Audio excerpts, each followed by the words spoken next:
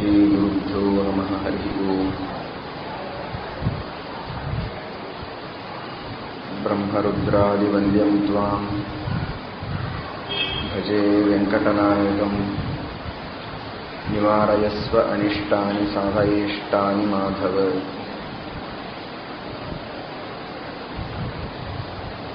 ಧರ್ಮ ವಿಜ್ಞಾನ ವೈರಾಗ್ಯ ಪರಮೈಶ್ವರ್ಯ ಶಾಲಿನಃ ಆನಂದತೀರ್ಥ ಭಗವತ್ಪಾದಾನ್ ವಂದೇ ನಿರಂತರಂ.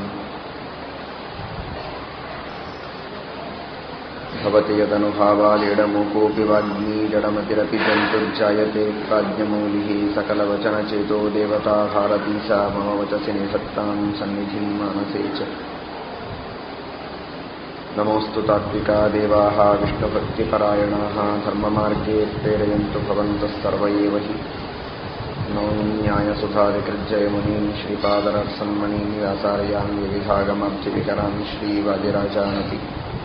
ವಂದೇ ಹಂಸವರಾನ್ ರಘುತ್ತಮಗುರೂನ್ ವೈದಗ್ಧ್ಯವಾರಾಂ ನಿಧೀನ್ ಶ್ರೀಸತ್ಯವ್ರತರಾಘವೇಂದ್ರಮುನಿಪಾನ್ ಸದ್ಬೋಧ ಸಜ್ಜಾನತಾನ್ ಸತ್ಯಾಭಿಜ್ಞಕರಾಬ್ಜೋತ್ಥಾನ್ ಪಂಚಾಶದ್ವರ್ಷಪೂಜಕಾನ್ ಸತ್ಯಪ್ರಮೋದತೀರ್ಥಾರ್ಯಾನ್ ನೌಮಿ ನ್ಯಾಯಸುಧಾರತಾನ್.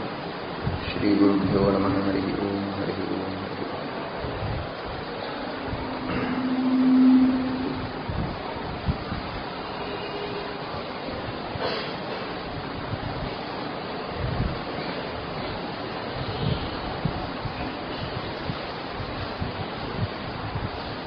ಸರ್ವೋತ್ತಮನಾದ ಭಗವಂತ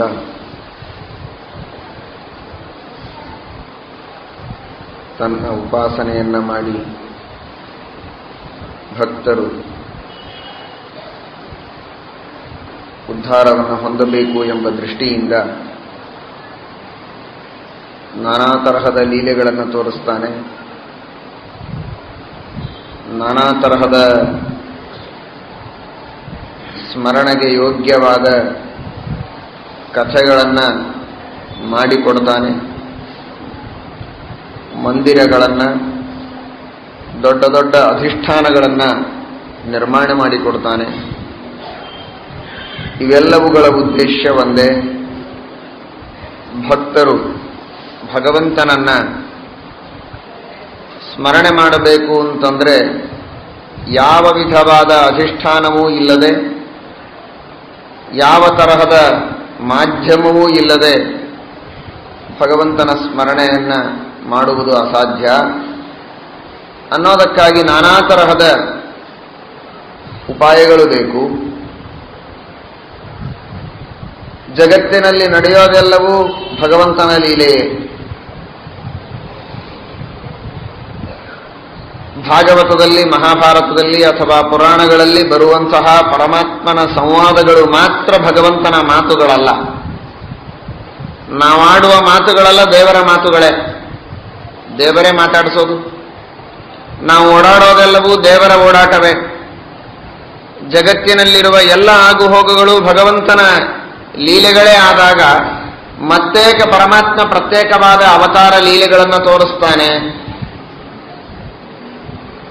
ಹಾಗೆ ತೋರಿಸಿದರೆ ಅದು ಮಾತ್ರ ಭಗವಂತನಿಗೆ ಸಂಬಂಧಪಟ್ಟದ್ದು, ಉಳಿದದ್ದು ಭಗವಂತನಿಗೆ ಸಂಬಂಧಪಟ್ಟದ್ದಲ್ಲ ಅನ್ನುವಂತಹ ತಪ್ಪು ತಿಳುವಳಿಕೆ ಬಂದಿತ್ತು. ಹಾಗಲ್ಲ.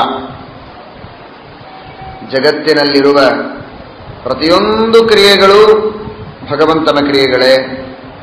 ಎಲ್ಲ ಆಟವೂ ಪರಮಾತ್ಮನ ಆಟ, ಎಲ್ಲ ನೋಟವೂ ಭಗವಂತನ ನೋಟ, ಪ್ರತಿಯೊಂದು ಕಾರ್ಯವೂ ಭಗವಂತ ತಿಳಿಬೇಕು.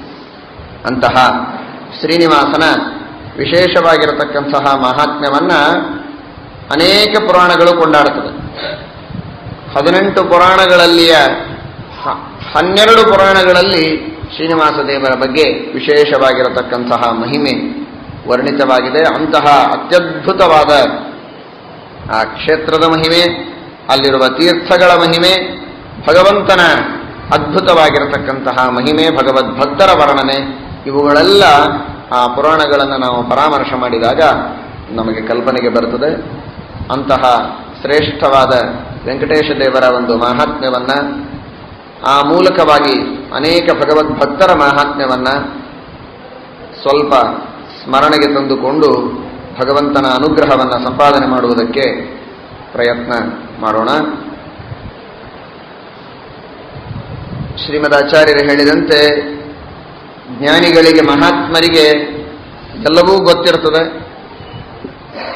ಎಷ್ಟೋ ವಿಷಯಗಳು ತಮಗೆ ಗೊತ್ತಿದ್ರೂ ಕೂಡ ನಮ್ಮಂತಹ ಸಾಮಾನ್ಯ ಜನರಿಗೆ ಜ್ಞಾನೋದಯವಾಗಲಿ ಅನ್ನೋ ದೃಷ್ಟಿಯಿಂದ ಪ್ರಶ್ನೆಯನ್ನ ಕೇಳಿ ನಮಗೆ ತಿಳಿಸಿಕೊಡ್ತಾರೆ. ತಾವು ವಿಶೇಷ ಜ್ಞಾನವನ್ನೂ ಪಡೆದುಕೊಳ್ತಾರೆ ಎಷ್ಟೋ ಸಲ. ಅಂತಹ ಸಂದರ್ಭಗಳಿರುತ್ತದೆ ಅಂತ ಹೇಳ್ತಾರೆ. ಆ ರೀತಿಯಾಗಿ ಶೌನಕರು ಸೂತಾಚಾರ್ಯರಿಗೆ ಕೇಳ್ತಾರೆ.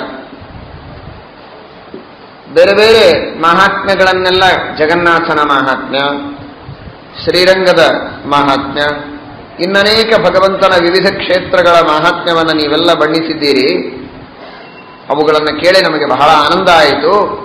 ವೆಂಕಟೇಶ ದೇವರ ವಿಶೇಷವಾದ ಮಹಾತ್ಮ್ಯವನ್ನು ನಮಗೆ ಹೇಳಬೇಕು ಅಂತ ಪ್ರಾರ್ಥನೆಯನ್ನು ಮಾಡ್ತಾರೆ.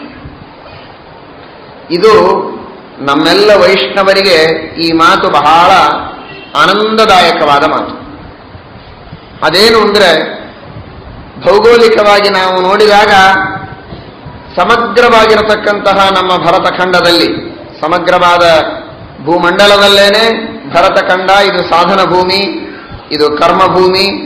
ಇಲ್ಲಿ ಸಾಧನೆ ಮಾಡಿದರೇನೆ ಶ್ರೇಷ್ಠವಾಗಿರತಕ್ಕಂತಹ ಗತಿ ನಮಗೆ ಸಿಗೋದು, ನಮ್ಮ ಉದ್ಧಾರ ಆಗೋದು. ಇದು ಶ್ರೀಮದ್ ಭಾಗವತದ ಅತ್ಯಂತ ಸ್ಪಷ್ಟವಾದ ನಿರ್ಧಾರದ ಮಾತು. ಅನೇಕ ಬಾರಿ ಭಾಗವತ ಪಂಚಮ ಸ್ಕಂಧದಲ್ಲಿ ಮತ್ತೆ ಮತ್ತೆ ಈ ಮಾತನ್ನು ಹೇಳುತ್ತದೆ. ದೇವತೆಗಳು ಕೂಡ ಸಾಧನೆ ಮಾಡಬೇಕು ಅಂತಂದ್ರೆ, ದೇವ ಪದವಿಯನ್ನು ಹೊಂದದೇ ಇದ್ದ ದೇವತೆಗಳು ದೇವ ಪದವಿಯನ್ನು ಹೊಂದುವುದಕ್ಕಾಗಿ, ದೇವ ಪದವಿಯನ್ನು ಹೊಂದಿದವರು ಕೂಡ ಇನ್ನೂ ವಿಶೇಷವಾದ ಮೋಕ್ಷದಲ್ಲಿ ಆನಂದಾಭಿವೃದ್ಧಿಯಾಗಬೇಕು ಅನ್ನೋದಕ್ಕೋಸ್ಕರವಾಗಿ ಭಾರತ ದೇಶದಲ್ಲಿ ಅವತಾರ ಮಾಡಬೇಕು ಅಂತ ಅಪೇಕ್ಷೆ ಪಡ್ತಾರಂತೆ. ಅಷ್ಟು ಶ್ರೇಷ್ಠವಾದಂತಹದ್ದು ಭರತಖಂಡ, ಭಾರತ ಭೂಮಿ. ಅಂತಹ ಭಾರತದೊಳಗೆ ನಾವು ನೋಡಿದರೆ ಪ್ರಧಾನವಾಗಿರತಕ್ಕಂತಹ ಒಂದು ಸಿದ್ಧಾಂತದ ಪರಂಪರೆ, ಶ್ರದ್ಧೆಯ ಪರಂಪರೆ ಅಂದರೆ ಅದು ವೈಷ್ಣವ ಸಿದ್ಧಾಂತದ ಪರಂಪರೆ. ಇದು ನಮ್ಮೆಲ್ಲರಿಗೆ ಬಹಳ ಅಭಿಮಾನದ ಸಂಗತಿ. ಅನೇಕ ಜನ ತಿಳಿದದ್ದು ನಾವು ವೈಷ್ಣವರು ಅಂತಂದ್ರೆ ಏನೋ ನಮ್ಮ ಪಾಡಿಗೆ ನಾವು ಮನೆಯಲ್ಲಿ ಕುಳಿತು ಭಗವಂತನ ಸ್ಮರಣೆ ಮಾಡೋದಕ್ಕಷ್ಟೇ ನಾವು ವೈಷ್ಣವರು. ಎಲ್ಲರೂ ಏನಿದನ್ನು ಒಪ್ಪೋದಿಲ್ಲ ಬಹಳ ಜನ ಅಂತ ತಿಳಿದಿದ್ದಾರೆ. ಹಾಗಿಲ್ಲ. ಬದರಿ ವಿಶಾಲದಿಂದ ನೀವು ಪ್ರಾರಂಭ ಮಾಡಬಹುದು. ಇವತ್ತಿನ ಸಮಗ್ರವಾಗಿರತಕ್ಕಂತಹ ಭಾರತದ ಶ್ರದ್ಧಾ ಕೇಂದ್ರ ಬದರಿ, ಅಲ್ಲಿ ಇದ್ದಂಥವನು ಉಪಾಸ್ಯ ಮೂರ್ತಿ ನಾರಾಯಣ.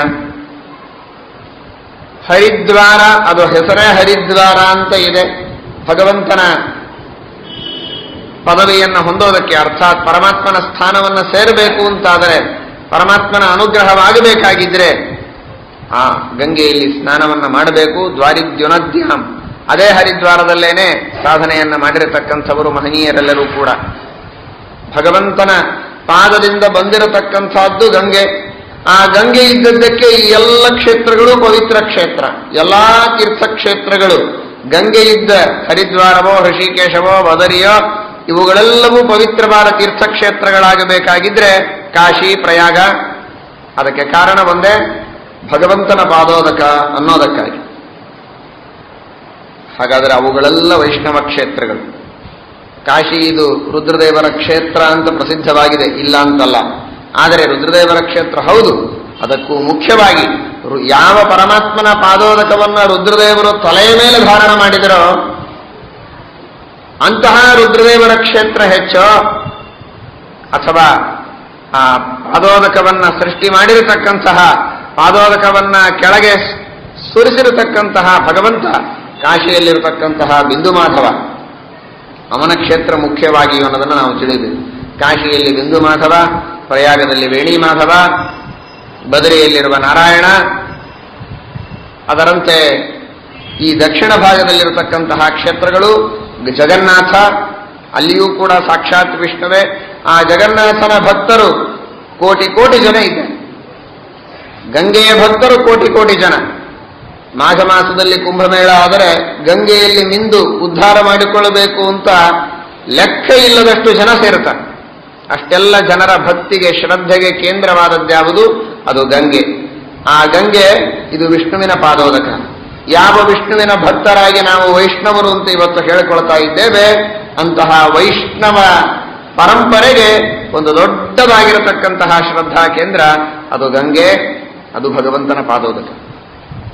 ಇವತ್ತು ಜಗನ್ನಾಥನನ್ನ ನಂಬಿರತಕ್ಕಂತಹ ಅನೇಕ ಕಲ್ಪಗಳಿವೆ, ಅನೇಕ ಭಕ್ತಿ ಪಂಥಗಳಿವೆ. ಒರಿಸ್ಸಾ ಪ್ರಾಂತದೊಳಗೆ ಸುತ್ತಮುತ್ತಲೆಲ್ಲವೂ ಕೂಡ ಅವರೆಲ್ಲರೂ ವಿಷ್ಣು ಭಕ್ತರೇ. ನೋಡಿದರೆ ಅದ್ವೈತ ಮತ ಇರಬಹುದು, ಮತದಲ್ಲಿ ಪೂರ್ಣವಾದ ಭೇದ ಇದೆ, ಸಿದ್ಧಾಂತದಲ್ಲಿ ವ್ಯತ್ಯಾಸ ಇದೆ, ಅದರೊಳಗೆ ವಿವಾದವೇ ಇಲ್ಲ.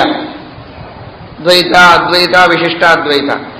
ಆ ಸಿದ್ಧಾಂತದಲ್ಲಿ ತತ್ವದಲ್ಲಿ ಪೂರ್ಣವಾದ ಭೇದ ಇದ್ದರೂ ಕೂಡ ಶ್ರದ್ಧೆಯ ವಿಷಯದೊಳಗೆ ಬಂದಾಗ, ಶ್ರದ್ಧೆಯ ದೃಷ್ಟಿಯಿಂದ ನಾವು ನೋಡಲಿಕ್ಕೆ ಹೊರಟಾಗ 4 ಪೀಠಗಳನ್ನು ಶಂಕರಾಚಾರ್ಯರು ಸ್ಥಾಪನೆ ಮಾಡಿದರು. ಬದರಿಯಲ್ಲಿ, ದ್ವಾರಕೆಯಲ್ಲಿ, ಜಗನ್ನಾಥಪುರಿಯಲ್ಲಿ, ಶೃಂಗೇರಿಯಲ್ಲಿ. ಬದರಿಯಲ್ಲಿರತಕ್ಕಂತಹ ಪೀಠಕ್ಕೆ ಆರಾಧ್ಯ ದೈವ ನಾರಾಯಣ, ವಿಷ್ಣುವೇ. ದ್ವಾರಕೆಯಲ್ಲಿರತಕ್ಕಂತಹ ಪೀಠಕ್ಕೆ ಆರಾಧ್ಯ ದೈವ ಸಾಕ್ಷಾತ್ ಶ್ರೀಕೃಷ್ಣ, ವಿಷ್ಣುವೇ. ಜಗನ್ನಾಥಪುರಿಯಲ್ಲಿರುವಂತಹ ಪೀಠಕ್ಕೆ ಆರಾಧ್ಯ ದೈವ ಜಗನ್ನಾಥ, ವಿಷ್ಣುವೇ. ಶೃಂಗೇರಿಯಲ್ಲಿರತಕ್ಕಂತಹ ಪೀಠಕ್ಕೆ ಆರಾಧ್ಯ ದೈವ ಆದಿವರಾಹ, ಅದು ವಿಷ್ಣುವೇ. ಇದನ್ನು ಅವರ ಪುಸ್ತಕದಲ್ಲೇ ಬರೆದುಕೊಂಡಿದ್ದಾರೆ. 4 ಪೀಠಗಳ ಆರಾಧ್ಯ ದೈವ ಅದು ವಿಷ್ಣು. ಹಾಗಾದ್ರೆ ವೈಷ್ಣವ ಪರಂಪರೆ ಇದು ಮೊದಲಿನಿಂದಲೂ ನಡೆದು ಬಂದದ್ದು. ಸತ್ಯಧ್ಯಾನ ತೀರ್ಥ ಶ್ರೀಪಾದಂಗಳವರು ಈ ಮಾತನ್ನ ಬಹಳ ಸ್ಪಷ್ಟವಾಗಿ ಅನೇಕ ಬಾರಿ ತಿಳಿಸಿಕೊಟ್ಟಿದ್ದಾರೆ. ಮಧ್ಯದಲ್ಲಿ ಅಪ್ಪಯ್ಯ ದೀಕ್ಷಿತರ ಕಾಲದಿಂದ ಶೈವ ಸಂಪ್ರದಾಯದ ವಿಶೇಷವಾದ ಪ್ರಭಾವ ಅದ್ವೈತ ತತ್ವದ ಮೇಲೆ ಆಯಿತೇ ವಿನಃ ಅದಕ್ಕೂ ಮೊದಲಿನಿಂದ ಬಂದದ್ದು ಇದು ಶುದ್ಧವಾದ ವೈಷ್ಣವ ಸಂಪ್ರದಾಯವೇ. ರಾಮಾನುಜಾಚಾರ್ಯರಲ್ಲಿ ವೈಷ್ಣವ ಸಂಪ್ರದಾಯ ಇದೆ ಎನ್ನುವುದನ್ನಂತೂ ಹೇಳಬೇಕಾಗೇ ಇಲ್ಲ, ಅವರು ವೈಷ್ಣವರೇ. ವಲ್ಲಭಾಚಾರ್ಯರು ವಿಷ್ಣು ಭಕ್ತರು, ನಿಂಬಾರ್ಕಾಚಾರ್ಯರು ವಿಷ್ಣು ಭಕ್ತರು, ರಾಮಾನಂದ ಸಂಪ್ರದಾಯದವರು ವಿಷ್ಣು ಭಕ್ತರು, ಇವರೆಲ್ಲರೂ ವಿಷ್ಣು ಭಕ್ತರಾದರು. ಸಿದ್ಧಾಂತದಲ್ಲಿ ಭೇದ ಇದೆ, ಅದನ್ನು ಶ್ರೀಮದಾಚಾರ್ಯರು ಸತ್ಸಿದ್ಧಾಂತದ ಸ್ಥಾಪನೆ ಮಾಡಿದ್ದಾರೆ. ಆ ಮಾತಿನೊಳಗೆ ಬೇರೆ ಮಾತಿಲ್ಲ. ತಿಳಿಯಬೇಕಾದ ತಥ್ಯ ಇಷ್ಟೇ, ವೈಷ್ಣವ ಸಿದ್ಧಾಂತ ಇದು ಸಮಗ್ರವಾಗಿರತಕ್ಕಂತಹ ಎಲ್ಲ ತರಹದ ಆಚಾರ್ಯಗಳು, ಎಲ್ಲ ತರಹದ ತೀರ್ಥಕ್ಷೇತ್ರಗಳಲ್ಲಿ, ಎಲ್ಲ ವಿಧವಾದ ಸಂಪ್ರದಾಯಗಳಲ್ಲಿ ಹಾಸು ಹೊಕ್ಕಾಗಿ ಬಂದಿರತಕ್ಕಂತಹ ಸಂಪ್ರದಾಯ ಅಂತಂದರೆ ಅದು ವೈಷ್ಣವ ಸಿದ್ಧಾಂತದ ಸಂಪ್ರದಾಯ ಎಂಬುದಾಗಿ ನಾವು ತಿಳಿಯಬೇಕು. ಪುರಾಣಗಳಲ್ಲಿ ನಾವು ವಿಮರ್ಶೆ ಮಾಡ್ತಾ ಹೋದರೆ 18 ಪುರಾಣಗಳಲ್ಲಿ ಸಾತ್ವಿಕ ಪುರಾಣಗಳು ಅಂತಿವೆ, ರಾಜಸ ಪುರಾಣಗಳು ಅಂತಿವೆ, ತಾಮಸ ಪುರಾಣಗಳು ಅಂತಿವೆ. ಎಷ್ಟು ವಿಚಿತ್ರ ತಿಳಿದುಕೊಳ್ಳಿ. ಯಾವ ವೇದವ್ಯಾಸದೇವರು ಪುರಾಣಗಳ ರಚನೆ ಮಾಡಿದ್ದಾರೆ? ಮಧ್ವಾಚಾರ್ಯರಲ್ಲ. ಮಧ್ವಾಚಾರ್ಯರು ಒಂದು ಪಕ್ಷದವರು ಅಂತ ತಿಳಿದುಕೊಳ್ಳೋ ಜನ ಇದ್ದಾರೆ, ಬಿಟ್ಬಿಡಿ. ಮಧ್ವಾಚಾರ್ಯರು ಹೇಳುವ ಈ ಸಿದ್ಧಾಂತ ಏನಿದೆ ಇದು ಸಾಕ್ಷಾತ್ ಸ್ವಯಂ ವೇದವ್ಯಾಸದೇವರು, ಎಲ್ಲ ಮತಾಚಾರ್ಯರಿಗೂ ಸಮ್ಮತರಾದ ವೇದವ್ಯಾಸದೇವರು ಸ್ವತಃ ತಾವೇ ಪುರಾಣಗಳನ್ನು ರಚನೆ ಮಾಡಿದ ಮಹಾನುಭಾವರು 6 ಪುರಾಣಗಳು ಸಾತ್ವಿಕ, 6 ರಾಜಸ, 6 ತಾಮಸ ಅಂತ ವಿಭಾಗ ಮಾಡ್ತಾರೆ. 6 ಪುರಾಣಗಳು ಸಾತ್ವಿಕ, 6 ರಾಜಸ, 6 ತಾಮಸ ಅಂತ ವಿಭಾಗ ಮಾಡಿ ವೈಷ್ಣವ ಪುರಾಣಗಳೆಲ್ಲ ಸಾತ್ವಿಕ ಪುರಾಣಗಳು ಅಂತ ಹೇಳ್ತಾರೆ. ಬ್ರಹ್ಮಾದಿ ದೇವತೆಗಳ ಪಾರಮ್ಯವನ್ನು ಹೇಳ್ತಾ ಇದ್ರೆ ಅದು ರಾಜಸ ಅಂತಾರೆ. ರುದ್ರದೇವರ ಸರ್ವೋತ್ತಮತ್ವವನ್ನು ಪ್ರತಿಪಾದನೆ ಮಾಡುವ ಭಾಗ ಎಲ್ಲೇ ಇದ್ರೆ ಅದು ತಾಮಸ ಪುರಾಣ ಅಂತ ಹೇಳ್ತಾರೆ. ಯಾರು? ಮಧ್ವಾಚಾರ್ಯರಲ್ಲ, ಸಾಕ್ಷಾತ್ ವೇದವ್ಯಾಸದೇವರು. ಹಾಗಾದ್ರೆ ಮತತ್ರಯಾಚಾರ್ಯರಿಗೂ ಸಮ್ಮತರಾದ ವೇದವ್ಯಾಸದೇವರೇ ಘಂಟಾಘೋಷವಾಗಿ ವಿಷ್ಣು ಸರ್ವೋತ್ತಮತ್ವ ಪ್ರತಿಪಾದನೆ ಮಾಡುವ ಪುರಾಣಗಳೇ ಸಾತ್ವಿಕ ಪುರಾಣ ಎಂಬುದಾಗಿ ನಿರ್ಣಯ ಮಾಡಬೇಕಾಗಿದ್ರೆ ಒಂದು ಕಡೆಗಲ್ಲ. ಈ ಮಾತನ್ನ ಮತ್ಸ್ಯ ಪುರಾಣದೊಳಗೆ ಹೇಳ್ತಾರೆ, ಗರುಡ ಪುರಾಣದಲ್ಲಿ ಹೇಳ್ತಾರೆ, ಸ್ಕಂದ ಪುರಾಣದಲ್ಲಿ 2 ಸಲ ಹೇಳ್ತಾರೆ ವೇದವ್ಯಾಸದೇವರು. ಹೀಗೆ ಅನೇಕ ಕಡೆಗೆ ಪಂಚರಾತ್ರ ಆಗಮಗಳಲ್ಲಿ 16 ಕಡೆಗೆ ಬರ್ತದೆ. ಹೀಗೆ ಅನೇಕ ಆಗಮಗಳಲ್ಲಿ ಹಾಗೂ ಪುರಾಣಗಳಲ್ಲಿ ಸ್ವತಃ ವೇದವ್ಯಾಸದೇವರು ಭಗವಂತ ವೈಷ್ಣವ ಪುರಾಣಗಳೇ ಇವು ಸಾತ್ವಿಕ ಪುರಾಣ, ನನಗೆ ಅಭಿಪ್ರೇತವಾದ ಸರ್ವೋತ್ತಮತ್ವ ಇದು ವಿಷ್ಣುವಿಗೆ ಮಾತ್ರ ಇದೆ ಎನ್ನುವುದನ್ನು ಘಂಟಾಘೋಷವಾಗಿ ಪುರಾಣ ಕರ್ತೃಗಳಾದ ವೇದವ್ಯಾಸದೇವರೇ ಹೇಳ್ತಾ ಇರುವಾಗ ಎಲ್ಲ ಮತಾಚಾರ್ಯರಿಗೆ ಸೂತ್ರಕಾರರು ಅಂತ ಪೂಜ್ಯ ಸ್ಥಾನದೊಳಗಿರುವ ಆ ಮಹಾನುಭಾವರ ಮಾತಿಗೆ ವಿರುದ್ಧವಾಗಿ ತಮ್ಮದೇ ಆಗಿರತಕ್ಕಂತಹ ಸಿದ್ಧಾಂತಗಳನ್ನು ಪ್ರತಿಪಾದನೆ ಮಾಡ್ತಾ ಹೊರಟ್ರೆ ಅದು ಅವರವರ ದೈವ. ಅದು ಆದರೆ ಅತ್ಯಂತ ಸ್ಪಷ್ಟವಾಗಿ ವೇದವ್ಯಾಸದೇವರ ಮಾತುಗಳಿಂದ ನಾವು ನಿರ್ಣಯ ಮಾಡಿಕೊಳ್ಳಬೇಕಾದದ್ದು ಅದು ವೈಷ್ಣವ ಸಿದ್ಧಾಂತದ ಅಪಾರವಾಗಿರತಕ್ಕಂತಹ ಮಹಿಮೆ. ಬಹಳ ಆಶ್ಚರ್ಯವಾಗ್ತದೆ. ಇದನ್ನು ತೋರಿಸಿಕೊಟ್ಟವರು ನಮ್ಮ ಶ್ರೀಮದಾನಂದ ತೀರ್ಥ ಭಗವತ್ಪಾದಾಚಾರ್ಯ. ಯಾವುದು ತಾಮಸ ಪುರಾಣವೋ ಅದರಲ್ಲಿಯೂ ವಿಷ್ಣು ಮಹಾತ್ಮೆ ಇದೆ, ಸಾತ್ವಿಕ ಪುರಾಣಗಳಲ್ಲಂತೂ ವಿಷ್ಣು ಮಹಾತ್ಮೆ ಇದ್ದೇ ಇದೆ. ಹೀಗೆ ಎಲ್ಲ ಪುರಾಣಗಳ ಸಾರ ಅಂದರೆ ಅದು ಭಗವಂತನ ಸರ್ವೋತ್ತಮತ್ವ. ಅದನ್ನ ಆ ಶೌನಕರ ಮಾತಿನಲ್ಲಿ ನಾವು ಕಾಣಬಹುದು. ಶೌನಕರಂತಾರೆ, ಎಲ್ಲ ತೀರ್ಥಕ್ಷೇತ್ರಗಳಲ್ಲಿರುವ ವಿಷ್ಣುವಿನ ಮಹಾತ್ಮ್ಯವನ್ನು ನೀವು ತಿಳಿಸಿದ್ದೀರಿ, ಎಷ್ಟು ಕೇಳಿದರೂ ನಮಗಿನ್ನೂ ಅದರೊಳಗೆ ಆಸಕ್ತಿ ಕಡಿಮೆ ಆಗ್ತಾ ಇಲ್ಲ. ಭಗವಂತನ ವಿಶೇಷವಾಗಿರತಕ್ಕಂತಹ ಮಹಾತ್ಮ್ಯವನ್ನು ತಿಳಿಸಬೇಕು ಅಂತ ಹೇಳಿದಾಗ ವೆಂಕಟಾಚಲದ ಮಹಾತ್ಮ್ಯವನ್ನು ಹೇಳ್ತೇವೆ ಅಂತ ಪ್ರಾರಂಭ ಮಾಡ್ತಾರೆ. ಇದು ಭವಿಷ್ಯೋತ್ತರ ಪುರಾಣ. ಮುಂದೆ ಆಗೋದನ್ನ ಸರ್ವಜ್ಞರಾದ ವೇದವ್ಯಾಸ ದೇವರು ಮೊದಲಿಗೆ ಹೇಳ್ತಾರೆ. ಆ ಕಥೆಯನ್ನು ಮೊದಲಿಗೇನೆ, ಯಾಕೆಂದ್ರೆ ಇವುಗಳೆಲ್ಲ ಭಗವಂತನ ನಾನಾ ವಿಧವಾದ ಲೀಲೆಗಳು, ಅವತಾರಗಳು ಮೇಲಿಂದ ಮೇಲೆ ಆಗ್ತಾನೇ ಇರ್ತದೆ. ಹಿಂದಿನ ಕಲ್ಪದಲ್ಲಿ ಆದದ್ದನ್ನೂ ಹೇಳ್ತಾರೆ, ಮುಂದೆ ಆಗತಕ್ಕಂಥದ್ದನ್ನು ತಾವು ಸರ್ವಜ್ಞರಾದದ್ದರಿಂದ ತಿಳಿದು ನಮಗೆ ಉಪದೇಶ ಮಾಡ್ತಾರೆ. ಅಂತಹ ಒಂದು ವಿಚಿತ್ರವಾದ ಒಂದು ಘಟನೆ. ಜನಕ ಮಹಾರಾಜ ಜಗನ್ಮಾತೆಯಾಗಿರತಕ್ಕಂತಹ ಸೀತೆಗೆ ನಿಮಿತ್ತ ಮಾತ್ರಕ್ಕೆ ತಂದೆ ಅಂತ ಅನಿಸಿಕೊಂಡವನು, ಅವಳು ಅಯೋನಿಶಳು. ಅಂತಹ ಜನಕ ಮಹಾರಾಜ ಪರಮ ಭಗವದ್ಭಕ್ತ. ಜನಕ ಮಹಾರಾಜನಿಗೆ ಉಪನಿಷತ್ತುಗಳಲ್ಲಿಯೂ ವೇದಗಳಲ್ಲಿಯೂ ಪುರಾಣದಲ್ಲಿಯೂ ಬಹಳ ದೊಡ್ಡ ಸ್ಥಾನ ಇದೆ. ನಮ್ಮ ಸರ್ವಮೂಲ ಗ್ರಂಥಗಳಲ್ಲಿಯೂ ಭಗವದ್ಗೀತೆಯಲ್ಲಿಯೂ ಕೂಡ ಅವನಿಗೆ ವಿಶೇಷವಾಗಿರತಕ್ಕಂತಹ ಸ್ಥಾನ ಕೊಟ್ಟಿದ್ದಾರೆ. ಆಸ್ಥಿತ ಜನಕಾಲಯ ಅಂತ ಹೇಳ್ತಾರೆ. ಭಗವದ್ಗೀತೆ ಒಬ್ಬ ರಾಜನ ಹೆಸರು ಕೋಟ್ ಮಾಡಬೇಕು ಅಂದ್ರೆ ಬಹಳ ದೊಡ್ಡದು. ಸಿಕ್ಕವರ ಹೆಸರು ಭಗವದ್ಗೀತೆಯಲ್ಲಿ ಬರೋದಿಲ್ಲ. ಅಂತ ಅದರೊಳಗೂ ಆ ಜನಕರಾಜ ಅಷ್ಟು ದೊಡ್ಡದಾದಂತಹ ರಾಜ. ಜನಕ ಪ್ರಿಯೋವ್ರತ ಮೊದಲಾದ ಮಹಾರಾಜರೇನಿದ್ದಾರೆ, ಇವರು ಅಪರೋಕ್ಷ ಜ್ಞಾನಿಗಳಾದಂತಹ ರಾಜರು, ಪರಮ ಭಗವದ್ಭಕ್ತರು, ನಿಷ್ಕಾಮವಾದ ಕರ್ಮವನ್ನ ಮಾಡತಕ್ಕಂಥವರು. ಅವರು ಮುನಿಗಳೇ, ಋಷಿಗಳೇ. ಅವರು ಅಖಂಡ ಭಗವದ್ಧ್ಯಾನದಲ್ಲಿ ತತ್ಪರರೇ. ಕೇವಲ ಪರಮಾತ್ಮನ ಆಜ್ಞೆ ಇದೆ ಎನ್ನುವುದಕ್ಕಾಗಿ ರಾಜ್ಯಭಾರವನ್ನ ಮಾಡತಕ್ಕಂಥವರೇ ಹೊರತು ಸಾಮಾನ್ಯ ರಾಜರಂತೆ ಭೋಗಾಸಕ್ತರಾದ ರಾಜರಲ್ಲ. ಅವರು ಭೋಗ ಮಾಡುವ ಸಂದರ್ಭದೊಳಗೂ ಭೋಗಿಶಯನಲ್ಲಿ ಮನಸ್ಸಿಟ್ಟಿರತಕ್ಕಂತಹ ಮಹಾನುಭಾವರು ಈ ಎಲ್ಲ ಮಹಾನುಭಾವರಾದ ರಾಜರು. ಅಂತಹ ರಾಜರ ಪೈಕಿ ಒಬ್ಬ ಜನಕ ಮಹಾರಾಜ. ಆದರೆ ಪ್ರಾರಬ್ಧ ಕರ್ಮ ಅಂಥವರಿಗೂ ಬಿಟ್ಟಿಲ್ಲ. ಕದಾಚಿತ್ ಅವನ ಮನಸ್ಸಿನೊಳಗೆ ಒಂದ್ಸಲ ಹೀಗೆ ಬಂತಂತೆ, ನನಗೆ ಯಾವಾಗಲೂ ಸುಖನೇ ಆಗಲಿ, ದುಃಖವಾಗೋದೇ ಬೇಡ ಅಂತ. ಪ್ರಕೃತಿಗೆ ಭಗವಂತನ ಸಂಕಲ್ಪಕ್ಕೆ ವಿರುದ್ಧವಾದ ಇಚ್ಛೆಯನ್ನ ಮಾಡಬಾರದು. ನನ್ನ ಕರ್ಮಕ್ಕನುಗುಣವಾಗಿ ಸುಖ ದುಃಖ ಇವುಗಳನ್ನು ನೀನು ಕೊಡ್ತಾ ಇರು ಪರಮಾತ್ಮ. ನಾನೇನೋ ಪಾಪಗಳನ್ನು ಮಾಡಿದ್ದೇನೆ, ಅದಕ್ಕೆ ತಕ್ಕ ಹಾಗೆ ದುಃಖಗಳನ್ನು ಕೊಟ್ಟು ಪ್ರಾಯಶ್ಚಿತ್ತ ಮಾಡಿಸಿ ನನ್ನ ಪಾಪಗಳನ್ನು ಕಳೆದು ಹಾಕು. ನನ್ನ ಪಾಪಗಳಿಗೆ ತಕ್ಕಂತೆ ದುಃಖಗಳನ್ನು ಕೊಟ್ಟಾಗ ಅದನ್ನು ಸಹನೆ ಮಾಡುವ ಶಕ್ತಿ ಮಾತ್ರ ಕೊಡು. ಆ ಸಂದರ್ಭದಲ್ಲಿಯೂ ನಿನ್ನ ಸ್ಮರಣೆ ಮಾತ್ರ ತಪ್ಪೋದು ಬೇಡ. ಸುಖವಾಗಲಿ ಬಹು ದುಃಖವಾಗಲಿ ಸಖ ನೀನಾಗಿರು ಪಾಂಡುರಂಗ. ಅದು ಸುಖವಾಗಬಹುದು, ದುಃಖವಾಗಬಹುದು, ನನ್ನ ಕರ್ಮದ ಪ್ರಕಾರ ಅವು ಆಗ್ತಾನೇ ಇರ್ತದೆ. ಆದರೆ ಯಾವುದೇ ಸಂದರ್ಭದಲ್ಲಿಯೂ ಭಗವಂತನಿಂದ ನನ್ನ ಮನಸ್ಸು ದೂರವಾಗುವುದು ಬೇಡ. ಇದು ನಮ್ಮ ಪ್ರಾರ್ಥನೆಯಾಗಿರಬೇಕು. ನಾನು ಎಷ್ಟೇ ತಪ್ಪು ಮಾಡಲಿ, ಎಷ್ಟೇ ಒಪ್ಪು ಮಾಡಲಿ, ಯಾವಾಗಲೂ ಮಾತ್ರ ನಾನು ಮಾತ್ರ ಸುಖಿಯಾಗಿಯೇ ಇರಬೇಕು, ದುಃಖ ನನಗೆ ಬರಲೇಬಾರದು ಅನ್ನುವ ಅಪೇಕ್ಷೆ ಇದು ತಪ್ಪು. ಅದು ಮೋಕ್ಷದಲ್ಲಿ ಮಾತ್ರ ಸಾಧ್ಯ, ಸಂಸಾರದಲ್ಲಿ ಅದಾಗುವುದಿಲ್ಲ. ಆದರೆ ಆ ಅಪೇಕ್ಷೆ ಬಂದಿದೆ ಜನಕರಾಜನಿಗೆ. ನೋಡಿ, ಭಗವಂತ ಅವನನ್ನು ಸುಖಿಯಾಗಿಯೇ ಇಟ್ಟಿದ್ದ. ಹೀಗೆ ಅಪೇಕ್ಷೆ ಮಾಡಿದ ತಕ್ಷಣ ಪರಮಾತ್ಮ ಅಂದ, ಹಾಗಾದರೆ ಈ ರೀತಿಯಾದ ಶಾಸ್ತ್ರ ವಿರುದ್ಧವಾದ ಅಪೇಕ್ಷೆಯನ್ನು ಮಾಡ್ತಾ ಇದ್ದಾನೆ ಅಂತ ಹೇಳಿ ಅವನಿಗೆ ಒಂದು ಬುದ್ಧಿವಾದ ಕಲಿಸಬೇಕು. ಭಕ್ತ ಸನ್ಮಾರ್ಗಕ್ಕೆ ತರೋಣ ಅನ್ನೋ ದೃಷ್ಟಿಯಿಂದ ಅವನ ತಮ್ಮನನ್ನ ಕುಶಧ್ವಜನನ್ನ ಪರಮಾತ್ಮ ಸಂಹಾರ ಮಾಡಿದ್ದಾನೆ. ಅರ್ಥಾತ್ ಅವನು ಮರಣ ಹೊಂದಿದ. ಸಣ್ಣ ಮಕ್ಕಳು 3 ಜನ ಇದ್ದಾರೆ ಅವನಿಗೆ. ಅವನು ಕುಶಧ್ವಜನ ಮರಣವಾದ ಮೇಲೆ ಹೆಂಡತಿ ಸಹಗಮನ ಹೋಗಿದ್ದಾಳೆ. ಜನಕರಾಜನಿಗೆ ಒಂದೂ ದುಃಖ ಬರಬಾರದು ಅಂತಂದಾಗ ತನ್ನ ತಮ್ಮ ಹೋದ, ತಮ್ಮನ ಹೆಂಡತಿ ಹೋದ್ಲು, ಅನಾಥರಾದ ಮಕ್ಕಳು ಕಣ್ಣೆದುರಿಗೆ ಕಾಣಿಸ್ತಾ ಇದ್ದಾರೆ.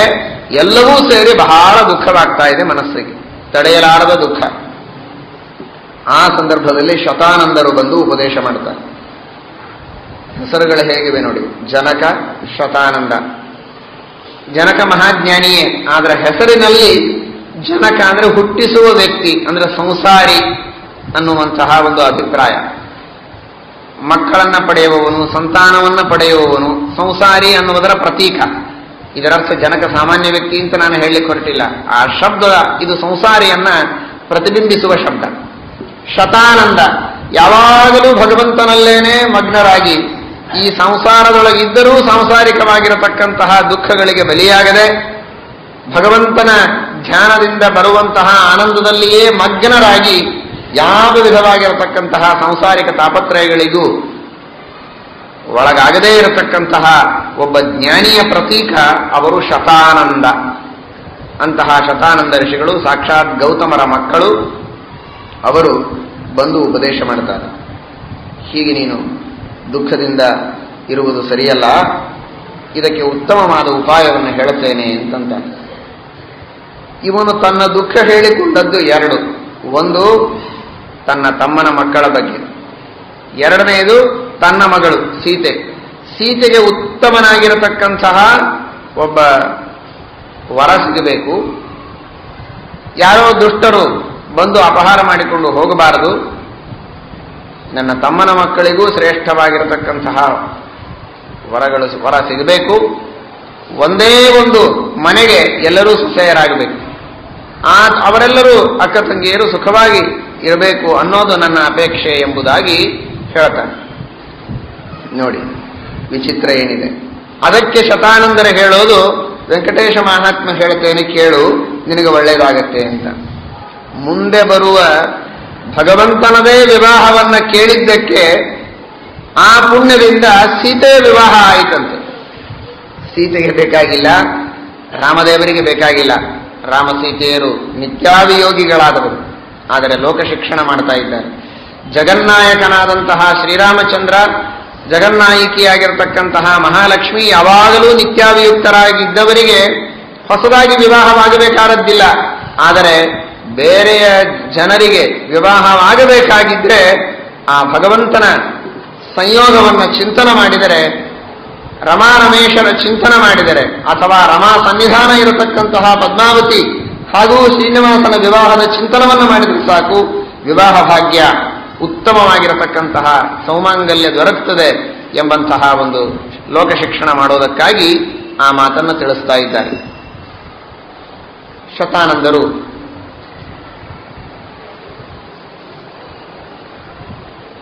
ಶತಾನಂದರಿಗೆ ಇನ್ನೂ ಒಂದು ಸ್ವಾರ್ಥನೂ ಇದರೊಳಗಿದೆ ಅಂತ ಅನಿಸ್ತದೆ. ಯಾಕೆಂದ್ರೆ ಮುಂದೆ ಬರುವ ವೆಂಕಟೇಶ ದೇವರ ಕಲ್ಯಾಣವನ್ನು ಹೇಳೋದರಿಂದ ಜನಕರ ಮಗಳಾಗಿರತಕ್ಕಂತಹ ಸೀತೆಗೆ ಹಾಗೂ ರಾಮದೇವರಿಗೆ ಕಲ್ಯಾಣವಾಗುತ್ತೆ. ರಾಮದೇವರು ಸೀತಾ ಕಲ್ಯಾಣಕ್ಕೋಸ್ಕರವಾಗಿ ಬರಬೇಕಾಗಿದ್ರೆ ಇನ್ನೂ ಒಂದು ಲೋಕ ಶಿಕ್ಷಣವನ್ನು ಮಾಡುವವನಿದ್ದಾನೆ. ಏನದು? ನಾದತ್ತಂ ಉಪತಿಷ್ಠತಿ ಅಂತ. ಯಾವುದೇ ಒಂದು ನಮಗೆ ಬರಬೇಕು ಅಂದ್ರೆ ಅದನ್ನು ನಾವು ಕೊಟ್ಟಿರಬೇಕು. ಅನ್ನದಾನ ಮಾಡಿದ್ರೆ ಜನ್ಮಾಂತರದೊಳಗೆ ಅನ್ನ ಸಿಗುತ್ತೆ, ಕನ್ಯಾದಾನ ಮಾಡಿದ್ರೆ ಜನ್ಮಾಂತರದಲ್ಲಿ ಮದುವೆ ಆಗತ್ತೆ, ಸ್ತ್ರೀಯ ಸುಖ ಸಿಗತ್ತೆ, ಬಂಗಾರ ಬೆಳ್ಳಿ ಮುತ್ತು ರತ್ನ ಬೇಕಾದಷ್ಟು ಮನೆ ದಾನ ಮಾಡಿದ್ರೆ ಇವನಿಗೂ ಇರೋದಕ್ಕೆ ಒಳ್ಳೆಯ ಐಶ್ವರ್ಯ ವೈಭವ ಎಲ್ಲ ಚೆನ್ನಾಗಿರ್ತದೆ. ಏನೂ ಮಾಡದಿದ್ರೆ ಏನು ಸಿಗೋದಿಲ್ಲ. ಇದು ಸಾಮಾನ್ಯವಾಗಿರತಕ್ಕಂತಹ ಒಂದು ನಿಯಮ. ಆದ್ದರಿಂದ ರಾಮಚಂದ್ರ ದೇವರಿಗೆ ಸರ್ವೋತ್ತಮನಾದವನು, ಅವನಿಗೇನು ಬೇಕಾಗಿಲ್ಲ. ಆದರೆ ಜನರಿಗೆ ಒಂದು ಶಿಕ್ಷಣ ಕೊಡಬೇಕಾಗಿದೆ. ನೀವೇನೇ ಪಡೆಯಬೇಕಾಗಿದ್ರೆ ನೀವು ಮೊದಲಿಗೆ ಅದನ್ನು ಕೊಡಬೇಕು ಅಂತ. ಅದಕ್ಕೆ ತಾನು ಸೀತೆಯನ್ನ ಪಡೆಯೋಕ್ಕಿಂತ ಮೊದಲಿಗೆ ಒಂದು ಕನ್ಯಾದಾನ ಮಾಡೋಣ ಅಂತ. ಕನ್ಯಾದಾನ ಮಾಡೋದು ಅಂದ್ರೆ ಏನು? ಹೊಸದಾಗಿ ಕನ್ಯಾದಾನ ಅಂತೂ ಮಾಡ್ಲಿಕ್ಕೆ ಇನ್ನೂ ಮದುವೆನೇ ಆಗಿಲ್ಲ, ಕನ್ಯಾದಾನ ಮಾಡೋದು ಹೇಗೆ? ಅದಕ್ಕೆ ಇದ್ದಂತಹ ಪತಿಪತ್ನಿಯರೇ ದೂರ ಇದ್ದವರನ್ನ ಅವರ ಸಂಯೋಗ ಮಾಡಿದರೆ ಸಾಕು ಅನ್ನೋದಕ್ಕೆ ಪರಮಾತ್ಮ ಅಹಲ್ಯೆಯ ಉದ್ಧಾರ ಮಾಡಿದ. ಕಲ್ಲಿನಂತೆ ಬಿದ್ದಂತಹ ಅಹಲ್ಯೆಯನ್ನ ಮತ್ತೆ ಪುನಃ ಚೈತನ್ಯವನ್ನ ತುಂಬಿ ಆ ಗೌತಮರ ಜೊತೆಗೆ ಸಂಯೋಗವನ್ನ ದೇವರು ಮಾಡಿಸಿದ. ಆ ಗೌತಮರ ಅಹಲ್ಯೆಯರ ಸಂಯೋಗ ಮಾಡಿಸಿದ್ದರಿಂದ ದೂರ ಇದ್ದ ಗಂಡ ಹೆಂಡಂದಿರನ್ನ ಹತ್ತಿರ ಸೇರಿಸಿದ್ದರಿಂದ ಪರಮಾತ್ಮನಿಗೆ ಮತ್ತೆ ಸೀತೆಯ ಕಲ್ಯಾಣ ಆಯಿತು ಅಂತ ಊಹೆ ಮಾಡ್ತಾರೆ. ಇದು ಭಗವಂತನಿಗೆ ಹೊಸದಾಗಿ ಕಲ್ಯಾಣವಾದದ್ದಲ್ವೇ ಅಲ್ಲ, ಅದು ಕೇವಲ ವಿಡಂಬನೆ. ಆದರೆ ಶತಾನಂದರಂತಾರೆ, ಅಂತೂ ಪರಮಾತ್ಮ ಸೀತೆಯ ಕಲ್ಯಾಣವನ್ನ ಮಾಡಿಕೊಳ್ಳಬೇಕಾಗಿದ್ರೆ ನಾನೀಗ ವೆಂಕಟೇಶ್ ಕಲ್ಯಾಣ ಹೇಳಬೇಕು. ನಾನು ಹೇಳಿದ್ರೆ ಅವನು ಸೀತೆ ಕಲ್ಯಾಣಕ್ಕೆ ಬರ್ತಾನೆ. ಬರುವಾಗ ಮಧ್ಯದಲ್ಲಿ ನನ್ನ ತಾಯಿಯೇ ಉದ್ಧಾರ ಮಾಡ್ತಾನೆ, ಅಹಲ್ಯೆಯ ಉದ್ಧಾರ. ಆದ್ದರಿಂದ ಆ ನಿಮಿತ್ತದಿಂದಾದರೂ ನಮ್ಮ ತಾಯಿಯ ಉದ್ಧಾರ ಆಗಿ ನನ್ನ ತಂದೆ ತಾಯಿ ಒಂದು ಕಡೆಗೆ ಸೇರೋ ಹಾಗಾಗಲಿ ಎನ್ನುವ ಸ್ವಾರ್ಥನೂ ಇದೆ ವೆಂಕಟೇಶ ಕಲ್ಯಾಣ ಹೇಳುವುದರೊಳಗೆ. ಅದಕ್ಕಾಗಿ ಶತಾನಂದರನ್ನ ಇಲ್ಲಿ ಮಧ್ಯದಲ್ಲಿ ಸೇರಿಸ್ತಾ ಇದ್ದಾರೆ. ಶತಾನಂದರು ಆ ರೀತಿಯಾಗಿ ಉತ್ತಮವಾದ ವೆಂಕಟೇಶ ದೇವರ ಮಹಿಮೆಯನ್ನ ಕೊಂಡಾಡ್ತಾ ಇದ್ದಾರೆ. ವೃಷಭಾಚಲ, ಶೇಷಾಚಲ, ಅಂಜನಾಚಲ, ವೆಂಕಟಾಚಲ ಎಂಬಂತಹ 4 ಹೆಸರುಗಳು ಈ ಪರ್ವತಕ್ಕೆ 4 ಯುಗಗಳಲ್ಲಿ ಬರ್ತದೆ. 4 ಯುಗಗಳಲ್ಲಿ 4 ಹೆಸರು ಬರುವುದಕ್ಕೆ ಬೇರೆ ಬೇರೆ ಕಾರಣಗಳಿವೆ. ಅವುಗಳನ್ನು ಕೇಳೋದರಿಂದಲೇ ನಮ್ಮ ಪಾಪಗಳ ಪರಿಹಾರವಾಗುತ್ತೆ, ನಮ್ಮ ಉದ್ಧಾರವಾಗ್ತದೆ ಅಂತ ಶತಾನಂದರು ಹೇಳ್ತಾರೆ. ವೃಷಭಾಸುರ ಅವನು ವಿಚಿತ್ರವಾದ ರೀತಿಯ ಭಕ್ತ, ನರಸಿಂಹದೇವರ ಉಪಾಸಕ. ನಿತ್ಯದಲ್ಲಿ ಪೂಜೆ ಮಾಡಬೇಕು. ಕೊನೆಗೆ ತನ್ನ ತಲೆಯನ್ನೇ ಕತ್ತರಿಸಿ ಅದನ್ನ ಪುಷ್ಪದ ರೂಪದಲ್ಲಿ ದೇವರಿಗೆ ಸಮರ್ಪಣೆ ಮಾಡ್ತಾ ಇದ್ದ. ಅದು ಮತ್ತೆ ತಲೆ ಬಂದು ಬಿಡುತ್ತಿತ್ತು ಭಗವಂತನ ಅನುಗ್ರಹದಿಂದ. ಇದೊಂದು ಉಗ್ರವಾದಂತಹ ಪೂಜೆ. ಉಗ್ರರಾದ ನರಸಿಂಹದೇವರಿಗೆ ಉಗ್ರವಾದ ರೀತಿಯಲ್ಲಿ ಪೂಜೆಯನ್ನು ಮಾಡ್ತಾ ಇದ್ದಾನೆ. ಹೀಗೆ 5,000 ವರ್ಷಗಳವರೆಗೆ ಪೂಜೆ ಮಾಡಿದ. 5,000 ವರ್ಷಗಳವರೆಗೆ. ಒಬ್ಬರಿಗೆ 1 ಸಲ ಆಪರೇಷನ್ ಮಾಡಬಹುದು, 2 ಸಲ ಮಾಡಬಹುದು, 3 ಸಲ ಮಾಡಬಹುದು. ಕೆಲವರು ಹೇಳ್ತಿರ್ತಾರೆ 1 ಸಲ ಮಾಡಿದ್ರು ಏನೋ ಸಕ್ಸಸ್ ಆಗಲಿಲ್ಲ, ಮತ್ತೆ 2 ಸಲ ಆಯಿತು, 3 ಸಲ ಆಯಿತು, ಆದರೂ ಪರವಾಗಿಲ್ಲ, ಒಳ್ಳೆ ಬುದ್ಧಿವಂತ ಡಾಕ್ಟರು, ಸುಖವಾಗಿದ್ದಾನೆ, ಏನು ತೊಂದರೆ ಏನಿಲ್ಲ ಅಂತ. ಇವನಿಗೆ ನರಸಿಂಹದೇವರೇ ಆಪರೇಷನ್ ಮಾಡಿದ್ದಾರೆ. 2 ಸಲ ಮಾಡಿದ್ದಾರೆ ಅಂದ್ರೆ 5,000 ಸಲ ಮಾಡಿದ್ದಾರೆ, 1 ಅಲ್ಲ 2 ಅಲ್ಲ. ಆದರೂ ಅವನು ಸುಖವಾಗೇ ಇದ್ದಾನೆ, ಅವನಿಗೆ ಏನಾಗಿಲ್ಲ. ದೇವರಿಗೇನು, ಅಚಿಂತ್ಯ ಶಕ್ತಿ ಇರುವ ಭಗವಂತನಿಗೆ ಇದೊಂದು ಲೀಲೆ ಅಷ್ಟೆ. ಕೊನೆಗೆ ಪರಮಾತ್ಮ ಏನು ಬೇಕಪ್ಪ, ಇಷ್ಟ್ಯಾಕೆ ತಪಸ್ಸು ಮಾಡ್ತಾ ಇದ್ದಿ ಅಂತ ಕೇಳಿದ್ರೆ ನೋಡ್ರಿ, ಇದೇ ತಪಸ್ಸು ಮಾಡೋದು ಸುಲಭ, ಪುಣ್ಯ ಗಳಿಸೋದು ಸುಲಭ, ಗಳಿಸಿದ ಪುಣ್ಯವನ್ನ ಸಾರ್ಥಕ ಹೇಗೆ ಮಾಡಿಕೊಳ್ಳೋದು ಅನ್ನೋದೇ ಬಹಳ ಕಷ್ಟ. ಏನ್ ಕೇಳಬೇಕಾಗಿತ್ತು? ಮೋಕ್ಷ ಕೊಡು ಅಂತ ಕೇಳೋದು ಬಿಟ್ಟು, ಜ್ಞಾನ ಕೊಡು ಅಂತ ಕೇಳೋದು ಬಿಟ್ಟು, ಭಕ್ತಿ ಕೊಡು ಅಂತ ಕೇಳೋದು ಬಿಟ್ಟು, ನಿನ್ನ ಜೊತೆಗೆ ಯುದ್ಧ ಆಡುವಂತೆ ನನಗೆ ವರ ಕೊಡು. ಭಾರಿ ಭಾರಿ ಯುದ್ಧಗಳನ್ನೆಲ್ಲ ಆಡಿದ್ದಿ ಅಂತ ನಾನು ಕೇಳಿದ್ದೇನೆ, ನಿನ್ನ ಜೊತೆಗೆ ಯುದ್ಧವಾಡಬೇಕು ಅನ್ನುವಂತಹ ಅಪೇಕ್ಷೆ ನನಗಿದೆ. ಹೇಗಾದರೂ ಯುದ್ಧವನ್ನು ಆಡ್ತೀಯಾ ನೋಡ್ಬಿಡೋಣ ಅಂತ, ಅದಕ್ಕೋಸ್ಕರ ನಾನು 5,000 ವರ್ಷ ತಪಸ್ಸು ಮಾಡಿದ್ದೇನೆ ಅಂತ ಹೇಳಿದ. ದೇವರಂದ ಇದೇನಪ್ಪ ವಿಚಿತ್ರವಾದದ್ದು, ಆಗಲಿ ಅಂತ ಹೇಳಿ ಪರಮಾತ್ಮ ವರ ಕೊಟ್ಟ. ಕ್ಷಣ ಮಾತ್ರದಲ್ಲಿ ಅವನನ್ನು ಸಂಹಾರ ಮಾಡಬಹುದಾಗಿತ್ತು, ಆದರೆ ಅವನಿಗೊಂದು ಆನಂದ ಕೊಡೋಣ ಅಂತ ಅನ್ನೋದಕ್ಕೆ ಸ್ವಲ್ಪ ಹೊತ್ತು ಯುದ್ಧ ಮಾಡಿದಂತೆ ತೋರಿಸಿ ಆಮೇಲೆ ತನ್ನ ಚಕ್ರಾಯುಧವನ್ನ ತೆಗೆದು ಸಂಹಾರ ಮಾಡುವುದಕ್ಕೆ ಹೊರಟ್ರೆ, ಇವನಲ್ಲಿ ಸ್ವಲ್ಪ ಭಕ್ತಿಯೂ ಇದೆ. ಇವನು ಅಸುರನಾದರೂ ಕೂಡ ಸ್ವಲ್ಪ ಅವನಲ್ಲಿ ಸಾತ್ವಿಕ ಅಂಶ ಇದೆ. ಹೀಗಾಗಿ ಅವನಿಂದ ಕೆಲವು ಒಳ್ಳೆ ಮಾತುಗಳು ಬರ್ತದೆ. ಅವನಂತಾನೆ, ಶ್ರೀಮದಾಚಾರ್ಯರು ಅನೇಕ ಸಂದರ್ಭಗಳಲ್ಲಿ ನಿರ್ಣಯವನ್ನು ಕೊಡ್ತಾರೆ. ಇಲ್ಲಿ ಶ್ರೀಮದಾಚಾರ್ಯರ ನಿರ್ಣಯ ಈ ಬಗ್ಗೆ ಇಲ್ಲದೇ ಇದ್ದುದರಿಂದ ಕರಾರುವಾಕ್ಕಾಗಿ ಹೀಗೆ ಅಂತ ನಾವು ನಿರ್ಣಯ ಮಾಡುವುದು ಕಷ್ಟ, ಆದರೆ ಮಾತುಗಳಿಂದ ಊಹೆ ಮಾಡಬಹುದು. ಇಲ್ಲಿಯೂ ಜೀವದ್ವಯಾವೇಶ ಇರಬಹುದು, ಸಾತ್ವಿಕವಾದಂತಹ ಒಂದು ಅಂಶ ಅವನೊಳಗಿದೆ ಅನ್ನೋದಕ್ಕಾಗಿ ಆ ರೀತಿಯಾಗಿ ಮಾತಾಡ್ತಾನೆ. ಅಂತಾನೆ, ತ್ವಚ್ಚಕ್ರೇಣ ಪ್ರತಪ್ತಸ್ತು ಮುಕ್ತಿಮೇತಿನ ಸಂಶಯ. ನಿನ್ನ ಚಕ್ರದಿಂದ ಸಾಯೋದು ಅಂದ್ರೆ ಇದಕ್ಕಿಂತ ದೊಡ್ಡ ಭಾಗ್ಯ ಏನು? ಅದಕ್ಕಂತಾನೆ, ನಿನ್ನ ಚಕ್ರದಿಂದ ಕುತ್ತಿಗೆಯನ್ನ ಕತ್ತರಿಸಿ ಸಾಯೋದಿರಲಿ, ನಿನ್ನ ಚಕ್ರವನ್ನ ಕಾಯಿಸಿ ತಪ್ತ ಮುದ್ರಾ ಧಾರಣ ಮಾಡಿಸಿಕೊಂಡ್ರೇನೆ ಮೋಕ್ಷ ಆಗ್ತದೆ ಎಂದ ಮೇಲೆ ಇನ್ನು ನೀನೇ ಚಕ್ರದಿಂದ ಹೊಡೆದರೆ ಇನ್ನೇನು ಗತಿ? ಅವಶ್ಯವಾಗಿ ಇಷ್ಟೇ ಭಕ್ತಿಯಿಂದ ತಗೋಬೇಕು, ಭಕ್ತಿ ಬೇಕು. ಹಾಗೆ ದೇವರು ಎಷ್ಟೋ ಅಸುರರನ್ನ ಚಕ್ರದಿಂದ ಸಂಹಾರ ಮಾಡಿದ್ದಾನೆ, ಅವರಿಗೆಲ್ಲ ಏನು ಮೋಕ್ಷ ಆಗಿಲ್ಲ, ಅವರಿಗೆ ಭಕ್ತಿ ಇಲ್ಲ.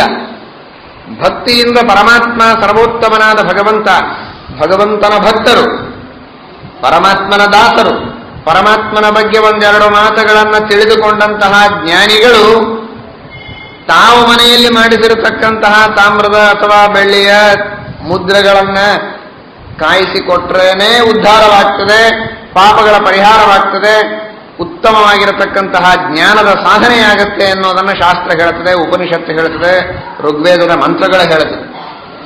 ಅದಿಲ್ಲದೇ ಇದ್ರೆ ಸದ್ಗತಿ ಇಲ್ಲ ಅಂತ ಹೇಳ್ತಾರೆ. ಇಷ್ಟಿರಬೇಕಾದ್ರೆ ಭಗವಂತನ ಭಕ್ತರಲ್ಲ, ಪರಮಾತ್ಮನ ಜ್ಞಾನಿಗಳಲ್ಲ, ಸ್ವತಃ ಸರ್ವೋತ್ತಮನಾದ ಪರಮಾತ್ಮನೇ. ಆ ಪರಮಾತ್ಮನ ಸುದರ್ಶನ ಚಕ್ರದಂತೆ ಆಕಾರ ಇರುವ ಪ್ರತೀಕ ಅಲ್ಲ, ಮನೆಯಲ್ಲಿ ಮಾಡಿಸಿದ ತಾಮ್ರದ ಬೆಳ್ಳಿಯ ಪ್ರತೀಕ ಅಲ್ಲ, ಸಾಕ್ಷಾತ್ ಸುದರ್ಶನ ಚಕ್ರವೇ, ಸಾಕ್ಷಾತ್ ಭಗವಂತನೇ. ಸಾಕ್ಷಾತ್ ಸುದರ್ಶನ ಚಕ್ರದಿಂದಲೇನೆ ನಮ್ಮ ದೇಹಕ್ಕೆ ಸ್ಪರ್ಶ ಮಾಡ್ತಾನೆ ಅಂದ್ರೆ ಇನ್ನು ಮುಕ್ತಿ ಸಿಗತ್ತೆ ಎನ್ನುವುದರೊಳಗೆ ಏನು ಸಂದೇಹ? ಅವಶ್ಯವಾಗಿ ನೀನು ಹೊಡಿ, ನಾನು ಸಾಯ್ತೇನೆ. ಆದರೆ ಒಂದು ವರ, ನಿನ್ನ ಜೊತೆಗೆ ಯುದ್ಧ ಮಾಡಿ ನಾನು ಇಲ್ಲಿ ಸತ್ತದ್ದಕ್ಕೆ ಈ ಪರ್ವತಕ್ಕೆ ನನ್ನ ಹೆಸರು ಬರಬೇಕು. ಅಷ್ಟು ಜನ ಭಗವದ್ಭಕ್ತರು ನೋಡಿ. ಇದ್ಯಾಕೆ ಕೇಳಿದ ಅಂದ್ರೆ ಅದರೊಳಗೂ ಒಂದು ಸ್ವಾರ್ಥ ಇರಬಹುದು. ಏನು ಅಂದ್ರೆ ಮುಂದೆ ಬರುವ ಅನೇಕ ಭಗವದ್ಭಕ್ತರು ನನ್ನ ಹೆಸರು ತಗೊಳ್ತಾರಲ್ಲ, ಅಷ್ಟು ಜನ ಭಗವದ್ಭಕ್ತರ ಬಾಯಿಯಲ್ಲಿ ನನ್ನ ಹೆಸರು ಬರೋದರಿಂದಲೇನೆ ನನಗೊಂದು ಪುಣ್ಯ, ನನಗೊಂದು ಉದ್ಧಾರ. ದೊಡ್ಡ ದೊಡ್ಡ ಜ್ಞಾನಿಗಳು, ವೃಷಭಾಚಲ ಅಂತ ಕೃತಯುಗದೊಳಗೆ ಅನೇಕ ಜ್ಞಾನಿಗಳು, ಋಷಿಗಳು, ಮಹರ್ಷಿಗಳು, ದೇವತೆಗಳೆಲ್ಲ ಆ ಪರ್ವತದಲ್ಲಿರುವ ಭಗವಂತನ ಸ್ಮರಣೆಗಾಗಿ ನನ್ನ ಹೆಸರನ್ನು ಜೊತೆಗೆ ಅನಿವಾರ್ಯವಾಗಿ ತೆಗೆದುಕೊಳ್ಳಲೇಬೇಕು. ತೆಗೆದುಕೊಂಡಾಗ ಅಷ್ಟೆಲ್ಲ ದೇವತೆಗಳ, ಋಷಿಗಳ ಅನುಗ್ರಹ ನನ್ನ ಮೇಲೆ ಆಗತ್ತಲ್ಲ, ಅದೇ ಒಂದು ದೊಡ್ಡ ಭಾಗ್ಯ. ದೊಡ್ಡವರ ಬಾಯಿಯಲ್ಲಿ ನಮ್ಮ ಹೆಸರು ಬರೋದು ಅಂದ್ರೆ ಏನು ಸಣ್ಣದಲ್ಲ ಅದು. ಆ ಒಂದು ಸ್ವಾರ್ಥ ಹೊರತು ಇವತ್ತಿನ ಜನ ಹೆಸರು ಹಾಕ್ತಾ ಇರ್ತಾರಲ್ಲ, ಒಂದೇ ಆ ರೀತಿಯಾಗಿ ವೃಷಭಾಸುರ ನೋಡ್ರಿ, ಅವತ್ತಿನ ಕಾಲದಿಂದಲೂ ಶುರುವಾಗಿದೆ ಇದು. ಪರ್ವತದ ಮೇಲೆ ತನ್ನ ಹೆಸರು ಹಾಕಿಸಿಕೊಂಡ ಅವನು ಅಂತ. ಹಾಗಲ್ಲ, ಅವನಿಗೆ ಅದೊಂದು ತರಹದ ಪುಣ್ಯದ ಲೋಭ. ತನ್ನ ಹೆಸರು ಬರಬೇಕು ಅನ್ನೋದು ಮುಖ್ಯ ಅಲ್ಲ. ಅಷ್ಟು ಜನ ಭಗವದ್ಭಕ್ತರು ವೃಷಭಾಚಲ ಅಂತ ಕರೆದ್ರೆ ಆ ಭಗವದ್ಭಕ್ತರ ಬಾಯಿಯಲ್ಲಿ ನನ್ನ ಹೆಸರು ಬಂದಾಗ ನನಗೊಂದು ಆಶೀರ್ವಾದವಾಗತ್ತೆ. ಅದೇ ಒಂದು ಪುಣ್ಯ ಎಂಬ ಭಾವನೆಯೋ ಏನೋ ಆ ವೃಷಭಾಸುರನಿಗೆ. ವೃಷಭಾಚಲ ಎಂಬಂತಹ ಹೆಸರು ಅವತ್ತಿನಿಂದ ಕೃತಯುಗದಲ್ಲಿ ಬಂತು. ಆಮೇಲೆ ತ್ರೇತಾಯುಗದಲ್ಲಿ ಅಂಜನಾಚಲ ಎಂಬಂತಹ ಹೆಸರು ಬರುವುದಕ್ಕೆ ಕಾರಣ ಕೇಸರಿ ಎಂಬಂತಹ ಕಪಿಯ ಪತ್ನಿ ಅಂಜನಾದೇವಿ, ಅವಳು ವಿಶೇಷವಾಗಿ ತಪಸ್ಸನ್ನು ಮಾಡಿ ವಾಯುದೇವರನ್ನ ಪಡೆದದ್ದು ಈ ಪರ್ವತದಲ್ಲೇನೆ. ನೋಡಿ, ನಮ್ಮೆಲ್ಲ ಮಾಧ್ವರಿಗೆ, ವಾಯುಭಕ್ತರಿಗೆ ಎಷ್ಟು ಹೆಮ್ಮೆಯ ಮಾತು. ತಿರುಪತಿಯ ತಿಮ್ಮಪ್ಪನ ಅಧಿಷ್ಠಾನ ಹೇಗೋ, ಸರ್ವೋತ್ತಮನಾಗಿರತಕ್ಕಂತಹ ಭಗವಂತನ ಅಭಿವ್ಯಕ್ತಿಯ ಸ್ಥಾನ ಹೇಗೋ, ಅದರಂತೆ ಜೀವೋತ್ತಮನಾದ ವಾಯುದೇವರ ಅಭಿವ್ಯಕ್ತಿಯ ಸ್ಥಾನವೂ ಕೂಡ ಆ ತಿರುಪತಿಯ ವೆಂಕಟೇಶ ದೇವರ ಆ ಬೆಟ್ಟ, ಇದು ಇಬ್ಬರಿಗೂ ಅಭಿವ್ಯಕ್ತಿ ಸ್ಥಾನ. ಭಗವಂತನೂ ಅಲ್ಲಿಯೇ ಅವತಾರ ಮಾಡಿದ, ಸಾಕ್ಷಾತ್ ವಾಯುದೇವರು ಕೂಡ ಅಲ್ಲಿಯೇ ಅವತಾರ ಮಾಡಿದ್ದು ಎಂಬಂತಹ ಒಂದು ಮಾತನ್ನ ನಾವು ಸ್ಮರಣೆಗೆ ತರಬೇಕು. ಅಂಜನಾದೇವಿ ಮತಂಗ ಋಷಿಗಳಿಗೆ ಶರಣ ಹೋಗಿ ಅವರ ಆಜ್ಞೆಯಂತೆ ಅಖಂಡವಾಗಿ ತಪಶ್ಚರ್ಯವನ್ನ ಮಾಡಿ ಆ ವಾಯುದೇವರ ಅನುಗ್ರಹದಿಂದ ಅಲ್ಲಿ ಹನುಮಂತ ದೇವರನ್ನ ಪಡೆಯುತ್ತಾಳೆ. ಅಂತಹ ಸರ್ವ ಗುಣಗಳಿಂದ ಮಂಡಿತರಾದ ಶ್ರೇಷ್ಠರಾಗಿರತಕ್ಕಂತಹ ವಾಯುದೇವರು ಯಾವ ವಿಧವಾದ ಗರ್ಭವಾಸಾದಿ ದುಃಖಗಳು ಇಲ್ಲದೇ ಇದ್ದರೂ ಕೂಡ ಅಲ್ಲಿ ಅಂಜನಾದೇವಿಯಿಂದ ಅವತಾರವನ್ನು ಮಾಡಿದ್ದಾರೆ. ಅದಕ್ಕಾಗಿ ಆ ಪರ್ವತಕ್ಕೆ ಅಂಜನಾಚಲ ಎಂಬಂತಹ ಹೆಸರು ಬಂದಿದೆ ಎಂಬುದಾಗಿ ತಿಳಿಸ್ತಾರೆ. ಮೂರನೆಯದಾಗಿ ಶೇಷಾಚಲ ಅನ್ನುವಂತಹ ಹೆಸರು. ಶೇಷಾಚಲ ಅಂತನ್ನುವ ಹೆಸರು ಯಾಕೆ ಬಂತು? ಇದರ ಬಗ್ಗೆ ಸ್ವಲ್ಪ ಸಾವಧಾನವಾಗಿ ನೀವು ತಿಳಿಯಬೇಕು. ಕಥೆ ನಿಮಗೆಲ್ಲ ಗೊತ್ತಿದೆ. ಶೇಷಾಚಲ ಅಂತನ್ನುವ ಹೆಸರು ಬರುವುದಕ್ಕೆ ಕಾರಣ ಏನು ಅಂದ್ರೆ, ದ್ವಾಪರ ಯುಗದಲ್ಲಿ ಪರಮಾತ್ಮ ಲಕ್ಷ್ಮೀದೇವಿ ಅಂತಃಪುರದಲ್ಲಿದ್ದಾರೆ, ವೈಕುಂಠದಲ್ಲಿ ಶೇಷದೇವರು ದ್ವಾರಪಾಲಕರಾಗಿ ನಿಂತಿದ್ದಾರೆ.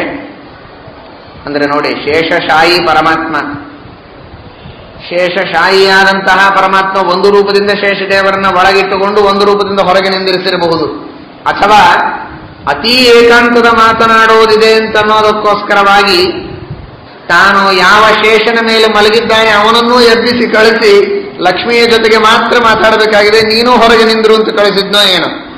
ಅಂತೂ ಶೇಷದೇವರು ದ್ವಾರಪಾಲಕರಾಗಿ ನಿಂತಿದ್ದಾರೆ.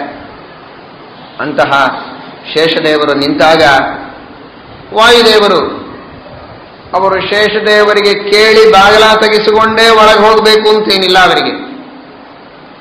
ಅವರಿಗೆ ಯಥೇಷ್ಟವಾಗಿ ಅನೇಕ ರೂಪಗಳಿಂದ ಎಲ್ಲಿಯಾದರೂ ಭಗವಂತನ ಸೇವೆಯನ್ನು ಮಾಡುವ ಸೌಭಾಗ್ಯ ಅವರಿಗಿದೆ. ಆದರೂ ಶೇಷದೇವರಿಗೆ ಒಂದು ಬುದ್ಧಿವಾದವನ್ನ ಕಳಿಸಬೇಕು, ಪರಮಾತ್ಮನ ಒಂದು ಸಂಕಲ್ಪವನ್ನು ಈಡೇರಿಸಬೇಕು ಅನ್ನೋದಕ್ಕೋಸ್ಕರವಾಗಿ ವಾಯುದೇವರು ಬರ್ತಾ ಇದ್ದಾರೆ. ಬಹಳ ಅವಸರದಲ್ಲಿ, ವಾಯುವೇಗದಲ್ಲಿ ವಾಯುದೇವರು ಬಂದಿದ್ದಾರೆ. ಶೇಷದೇವರು ತಡೀತಾ ಇದ್ದಾರೆ. ಒಳಗೆ ಹೋಗತಕ್ಕದ್ದಲ್ಲ, ಭಗವಂತನ ಆಜ್ಞೆ ಇಲ್ಲ, ಹೋಗಬಾರದು ಅಂತ. ಯಾವುದಕ್ಕಾದರೂ ಒಂದು ಎಕ್ಸೆಪ್ಷನ್ ಅಂತಿರ್ತದೆ, ಅಪವಾದ ಅಂತಿರ್ತದೆ. ಯಾರನ್ನೂ ಬಿಡಬೇಡ ಅನ್ನೋ ಶಬ್ದಕ್ಕೆ ಬೇರೆ ಯಾರನ್ನೂ ಬಿಡಬೇಡ ಸಾಮಾನ್ಯ ಜನರನ್ನ ಅಂತ ಅಭಿಪ್ರಾಯವೇ ಹೊರತು ಬೇರೆ ದೇವತೆಗಳನ್ನ, ಸಾಮಾನ್ಯ ಋಷಿಗಳನ್ನ, ಮುನಿಗಳನ್ನ ಬಿಡಬೇಡ ಅಂತ ಅರ್ಥ. ನನಗೆ ಬಿಡಬೇಡ ಅನ್ನೋದು ಭಗವಂತನ ಅಭಿಪ್ರಾಯವಲ್ಲ. ಪರಮಾತ್ಮನ ಹೃದಯ ಏನು ಇದು ನನಗೆ ಗೊತ್ತು. ಹನುಮನ ಮತ ಏನು ಇದು ನನ್ನ ಹರಿಯ ಮತ, ಹರಿಯ ಮತವೇ ಹನುಮನ ಮತ ಅಂದಮೇಲೆ ಭಗವಂತನ ಮನಸ್ಸಿನಲ್ಲಿದ್ದದ್ದು ನನಗೆ ಗೊತ್ತು. ನಾನೀಗ ಬರೋದೇ ದೇವರಿಗೆ ಸಮ್ಮತ, ನಾನು ಹೋಗ್ತೇನೆ ಬಿಡು ಅಂತ ಹೇಳ್ತಾರೆ. ಶೇಷದೇವರು ಕೇಳುವುದಿಲ್ಲ. ಶೇಷದೇವರು ಪರಮ ಭಗವದ್ಭಕ್ತರೂ ಹೌದು, ಪರಮ ವಾಯುಭಕ್ತರೂ ಹೌದು. ಶ್ರೀಮದಾಚಾರ್ಯರು ಸರ್ವಮೂಲ ಪಾಠಗಳನ್ನ ಹೇಳಬೇಕು ಅಂದ್ರೆ ಮೊಟ್ಟ ಮೊದಲಿಗೆ ಬಂದು ಕೂಡುವವರು ಅಂದ್ರೆ ಶೇಷದೇವರೇ ಆಕಾಶ ಮಾರ್ಗದಲ್ಲಿ. ಇನ್ನು ಉಳಿದಂಥವ್ರು ಯಾರಾದರೂ ಸ್ವಲ್ಪ ಹೊತ್ತು ಮಾಡ್ತಾ ಇರಬಹುದು, ನಮ್ಮ ನಿಮ್ಮಂಥವ್ರು. ಆದರೆ ಶೇಷಾದಿ ದೇವತೆಗಳು ಶ್ರೀಮದಾಚಾರ್ಯರ ಸರ್ವಮೂಲ ಪಾಠಕ್ಕೆ ಮೊಟ್ಟ ಮೊದಲಿಗೆ ಅಧಿಕಾರಿಗಳು, ಪರಮ ವಾಯುಭಕ್ತರವರೆಲ್ಲ. ಆದರೂ ತತ್ಕಾಲದಲ್ಲಿ ಯಾವುದೋ ಒಂದು ತರಹದ ಅಜ್ಞಾನವಶದಿಂದ ಶೇಷದೇವರು ವಾಯುದೇವರನ್ನು ತಡೆದಿದ್ದಾರೆ. ವಾಗ್ವಾದ ಪ್ರಾರಂಭ ಆಯಿತು. ನಾನು ಪರಮ ಬಲಿಷ್ಠನಾಗಿದ್ದೇನೆ, ನಾನು ಪರಮ ಭಗವದ್ಭಕ್ತ, ನನಗೆ ಸಮಾನರು ಯಾರಿಲ್ಲ. ನೀನೇನು ಯಾವಾಗೋ ಬಂದು ಅಖಂಡವಾಗಿ ಪರಮಾತ್ಮನ ಕೆಳಗೆ ಇರತಕ್ಕಂಥವರು ನಾವು, ಯಾವಾಗೋ ಕೆಲಸಕ್ಕಿದ್ದಾಗ ಅಷ್ಟು ಒಳಗೆ ಬಂದು ಭೇಟಿ ಮಾಡಿ ಹೋಗುವವರು ನೀವು ಅಂತ ಶೇಷದೇವರು ವಾಯುದೇವರಿಗಂತಾರೆ. ಆದ್ದರಿಂದ ನಾನೇ ದೊಡ್ಡವನು ಅಂತ. ವಾಯುದೇವರಿಗೆ ಇವರಿಗೆ ಉತ್ತರ ಕೊಡೋದೇನು ಇಷ್ಟ ಇರುವುದಿಲ್ಲ. ಯಾಕೆಂದ್ರೆ ತಮ್ಮ ಜೀವೋತ್ತಮತ್ವ ಇದು ಉಪನಿಷತ್ತುಗಳಲ್ಲಿ ಸಿದ್ಧ, ಜಗತ್ತಿಗೆ ಪ್ರಸಿದ್ಧ, ಪರಮಾತ್ಮನಿಗೆ ಸಮ್ಮತ, ಅದನ್ನ ಏನು ಹೇಳೋದು ಅಂತ. ಆದರೂ ಇವರಿಗೂ ತತ್ವಜ್ಞಾನ ಬರಲಿ ಅನ್ನೋದಕ್ಕಾಗಿ ಹೇಳ್ತಾರೆ, ನೋಡಪ್ಪ ಹಾಗೆಲ್ಲ ತಿಳಿಬೇಡ. ದೃಷ್ಟಾಂತ ಕೊಡ್ತಾರೆ. ಬೆಕ್ಕು ಮನೆಯೊಳಗೆಲ್ಲ ಓಡಾಡ್ತದೆ, ಆನೆಯನ್ನು ಹೊರಗೆ ಕಟ್ಟಿರ್ತಾರೆ. ಆನೆಗೆ ಬೆಲೆ ಹೆಚ್ಚು, ಮನೆಯೊಳಗೆ ಓಡಾಡುತ್ತೆ ಅಂತ ಬೆಕ್ಕಿಗೆ ಬೆಲೆ ಹೆಚ್ಚು. ಆನೆ ಒಳಗೆ ಹಿಡಿಸೋದಿಲ್ಲ ಅಂತ ಹೊರಗೆ ಇಟ್ಟಿರ್ತಾರೆ ಅಷ್ಟೇ ಹೊರತು, ರಾಜನ ಗಜಶಾಲೆಯಲ್ಲಿ ಆನೆ ದೂರದಲ್ಲಿದೆ, ಎಲ್ಲೋ ಗಜಶಾಲೆ ಬಹಳ ದೂರ ಇರುತ್ತದೆ ಅಂತಃಪುರಕ್ಕೆ. ಬೆಕ್ಕು ಎಲ್ಲಿ ಬೇಕಾದ್ರೆ ಓಡಾಡ್ತದೆ, ಮಂಚದ ಕೆಳಗೆ ಓಡಾಡ್ತದೆ, ಮೇಲೆ ಓಡಾಡ್ತದೆ, ಎಲ್ಲಿ ಬೇಕಾದ್ರೆ ಓಡಾಡ್ತದೆ. ಬೆಕ್ಕಿಗೆ ಬೆಲೆ ಇಲ್ಲ, ಆನೆಗೆ ಬೆಲೆ ಜಾಸ್ತಿ. ಬಿಡಾಲಹ ಅಂತಸ್ಥಿತೋ ವಾಪಿ ಬಹಿಸ್ಥೇಭ ಸಮೋನಹಿ. ಅಥವಾ ಶಯಾನಂ ರತ್ನಪರ್ಯಂಕೆ ರಾಜಾನಮಪಿ ಸೇವತೆ. ಒಬ್ಬ ಸಾಮಾನ್ಯ ಸೇವಕ ಕಾಲು ಒತ್ತಬೇಕು ಅಂತಂದ್ರೆ ರಾಜನ ಮಂಚದ ಮೇಲೆ ಕೂತು ಕಾಲು ಒತ್ತಾನೆ. ರಾಜಕುಮಾರನಿಗೆ ದೂರದಲ್ಲಿ ಒಂದು ಚೇರ್ ಹಾಕಿರ್ತಾರೆ. ರಾಜನ ಸಿಂಹಾಸನ ಬೇರೆ, ರಾಜಕುಮಾರನ ಸಿಂಹಾಸನ ಬೇರೆ. ಆದರೆ ರಾಜನ ಸೇವಕ ಅವನ ಮಂಚದ ಮೇಲೆ ಹೋಗಿ ಕೂತು ಕಾಲು ಒತ್ತಾನೆ, ಪಾದ ಸೇವೆ ಮಾಡ್ತಾನೆ. ಓಹೋ, ರಾಜಕುಮಾರನಿಗಿಂತಲೂ ಈ ಸೇವಕನೇ ಬಹಳ ದೊಡ್ಡವನು. ಯಾಕೆ ರಾಜಕುಮಾರನಿಗೆ ದೂರ ಕೂಡಿಸಿದ್ದಾರೆ, ಸೇವಕ ಮಂಚದ ಮೇಲೆ ಕೂಡ್ತಾನೆ ಅಂತ ಅರ್ಥವೇನು? ಅಲ್ಲ, ಅವನು ಸೇವಕನಿಗೆ ಒಂದು ಕೆಲಸ ಇದೆ ಅನ್ನೋದಕ್ಕೆ ತತ್ಕಾಲದಲ್ಲಿ ಆಜ್ಞೆ ಮಾಡಿದರೂ ಕೂಡ ರಾಜಕುಮಾರನಿಗೆ ಬೆಲೆ ಜಾಸ್ತಿ. ಆದ್ದರಿಂದ ನೋಡಲಿಕ್ಕೆ ನಾನು ದೂರ ಇದ್ದಂತೆ ತೋರಿದರೂ ಬೆಲೆ ನನಗೇ ಜಾಸ್ತಿ, ನಿನಗಲ್ಲ. ಇದು ತತ್ವ, ಇದನ್ನು ತಿಳಿದುಕೋ. ಇದನ್ನು ತಿಳಿದೇ ಇದ್ರೆ ನನಗೇನು ಲುಕ್ಸಾನ ಇಲ್ಲ, ನಿನಗೆ ಲುಕ್ಸಾನ ಆಗುತ್ತೆ ಅಂತ ವಾಯುದೇವರು ಹೇಳಿದರು.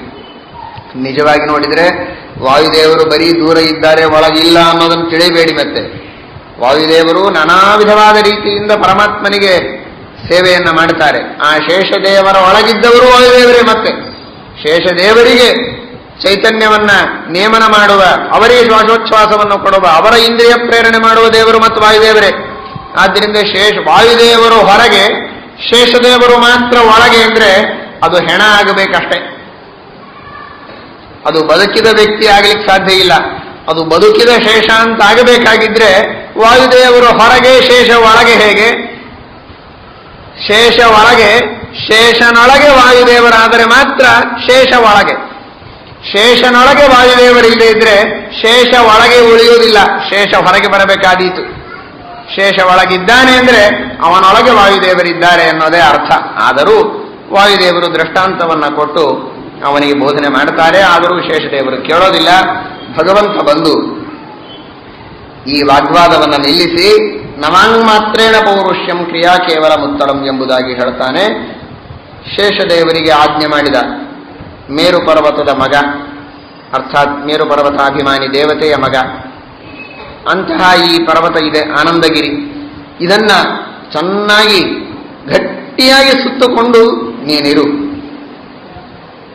ಇದನ್ನ ವಾಯುದೇವರು ಎತ್ತಿ ಬೀಸಾಡಿದರು ಅಂದ್ರೆ ನಿನಗಿಂತಲೂ ಅವರಿಗೆ ಬಲ ಹೆಚ್ಚಿದೆ ಅಂತ ಅರ್ಥ.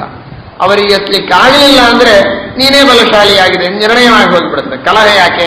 ಕಲಹ ಬೇಡ ಅಂತ ಪರಮಾತ್ಮ ಹೇಳಿದ. ಶೇಷದೇವರು ಯಾರು ಅಂತ ತಲೆಯಲ್ಲಿ ತೆಗೆದುಕೊಂಡು ಬನ್ನಿ. ಇಡೀ ಸಮಗ್ರವಾದ ಬ್ರಹ್ಮಾಂಡವನ್ನೇ ತಮ್ಮ ತಲೆಯಲ್ಲಿ ಧಾರಣ ಮಾಡಿದಂತಹ ಶೇಷದೇವರು. ಇಡೀ ಬ್ರಹ್ಮಾಂಡವನ್ನ ತಲೆಯಲ್ಲಿಟ್ಟರೆ ಒಂದು ಸಾಸಿವೆ ಕಾಳು ಇಟ್ಟಾಗತ್ತಂತೆ ಶೇಷದೇವರಿಗೆ. ಅಂತಹ ಮಹಾಬಲಶಾಲಿಯಾದ ಶೇಷದೇವರು ಆ ಪರ್ವತಕ್ಕೆ ಸುತ್ತುಕೊಂಡು ಕೂಡಬೇಕಾಗಿದ್ರೆ ಎಷ್ಟು ಆ ಪರ್ವತ ಭಾರ ಆಗಿರಬಾರದು. ತಮ್ಮ ಎಲ್ಲಾ ಬಲ ಹಾಕಿ ಶೇಷದೇವರು ಸುತ್ತಿಕೊಂಡು ಕೂತರೆ ವಾಯುದೇವರು ಕೇವಲ ತಮ್ಮ ಕಿರುಬೆರಳಿನ ಸ್ಪರ್ಶ ಮಾಡಿದ್ದಾರೆ, ಟಚ್ ಅಷ್ಟೇ. ಅದನ್ನು ಬಹಳ ಶ್ರಮ ಪಟ್ಟಿಲ್ಲ. ಕನಿಷ್ಠಾಂಗುಲಿ ಸಂಸ್ಪರ್ಶಾತ್ ಅಷ್ಟೇ. ಕೇವಲ ತಮ್ಮ ಕಿರುಬೆರಳನ್ನು ಹೀಗೆ ಹಚ್ಚೋದೇ ತಡ ಆ ಪರ್ವತ ತಳ ಕಿತ್ತಿಕೊಂಡು ಹಾರ್ತಾ ಇದೆ.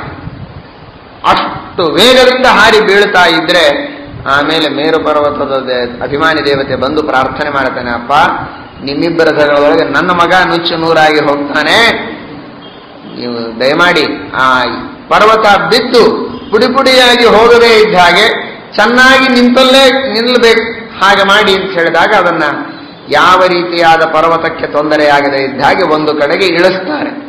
ಅದೇ ಈ ತಿರುಪತಿಯಲ್ಲಿರತಕ್ಕಂತಹ ಬೆಟ್ಟ. ಆಗ ಅದಕ್ಕೆ ಶೇಷಾಚಲ ಅಂತ ಹೆಸರು ಬಂತು. ಅಂದ್ರೆ ಮುಂದೆ ಬರುವ ಜನರಿಗೆ ಇದು ಗೊತ್ತಾಗಲಿ, ವಾಯುದೇವರು ಜೀವೋತ್ತಮರು, ವಾಯುದೇವರ ಜೀವೋತ್ತಮತ್ವವನ್ನು ಶಂಕೆ ಮಾಡಿದಂತಹ ಶೇಷದೇವರಿಗೂ ಕೂಡ ಮತ್ತೆ ಈ ಗತಿ ತಪ್ಪಲಿಲ್ಲ. ಶೇಷದೇವರಿಂದ ಸಹಿತವಾದ ಈ ಪರ್ವತವನ್ನೇ ವಾಯುದೇವರು ಎತ್ತಿ ತಂದು ಹಾಕಿದರು ಅನ್ನುವಂತಹ ಒಂದು ಘಟನೆಯನ್ನ ನೆನೆಸಿಕೊಂಡು ವಾಯುದೇವರ ಜೀವೋತ್ತಮತ್ವವನ್ನು ಸ್ಮರಣೆಗೆ ತಂದುಕೊಳ್ಳಬೇಕು ಅನ್ನೋದಕ್ಕಾಗಿ ಶೇಷಾಚಲ ಎಂಬಂತಹ ಹೆಸರು. ತ್ರೇತಾಯುಗದಲ್ಲಿ ವಾಯುದೇವರು ಅವತಾರ ಮಾಡಿದರು. ದ್ವಾಪರ ಯುಗದಲ್ಲಿ ಆ ವಾಯುದೇವರ ಜೀವೋತ್ತಮತ್ವದ ಸ್ಥಾಪನೆಯಾಯಿತು. ಹೀಗಾಗಿ ಎರಡೂ ಯುಗಗಳಲ್ಲಿಯೂ ವಾಯುದೇವರದೇ ಸಂಬಂಧ.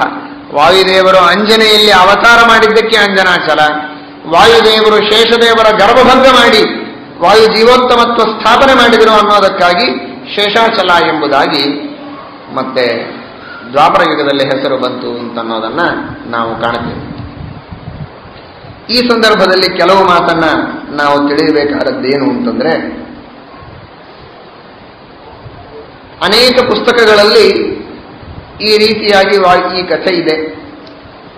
ಆದರೆ ಕೆಲವರು ವಾಯುದೇವರ ಜೀವೋತ್ತಮತ್ವವನ್ನು ಸಹನೆ ಮಾಡದೇ ಇದ್ದವರು, ಶೇಷದೇವರೇ ಜೀವೋತ್ತಮರು ನಿತ್ಯ ಸೂರ್ಯಗಳು ಅಂತ ಹೇಳಿ ಸಮರ್ಥನೆ ಮಾಡತಕ್ಕಂತಹ ಜನರು ಕೆಲವರಿದ್ದಾರೆ.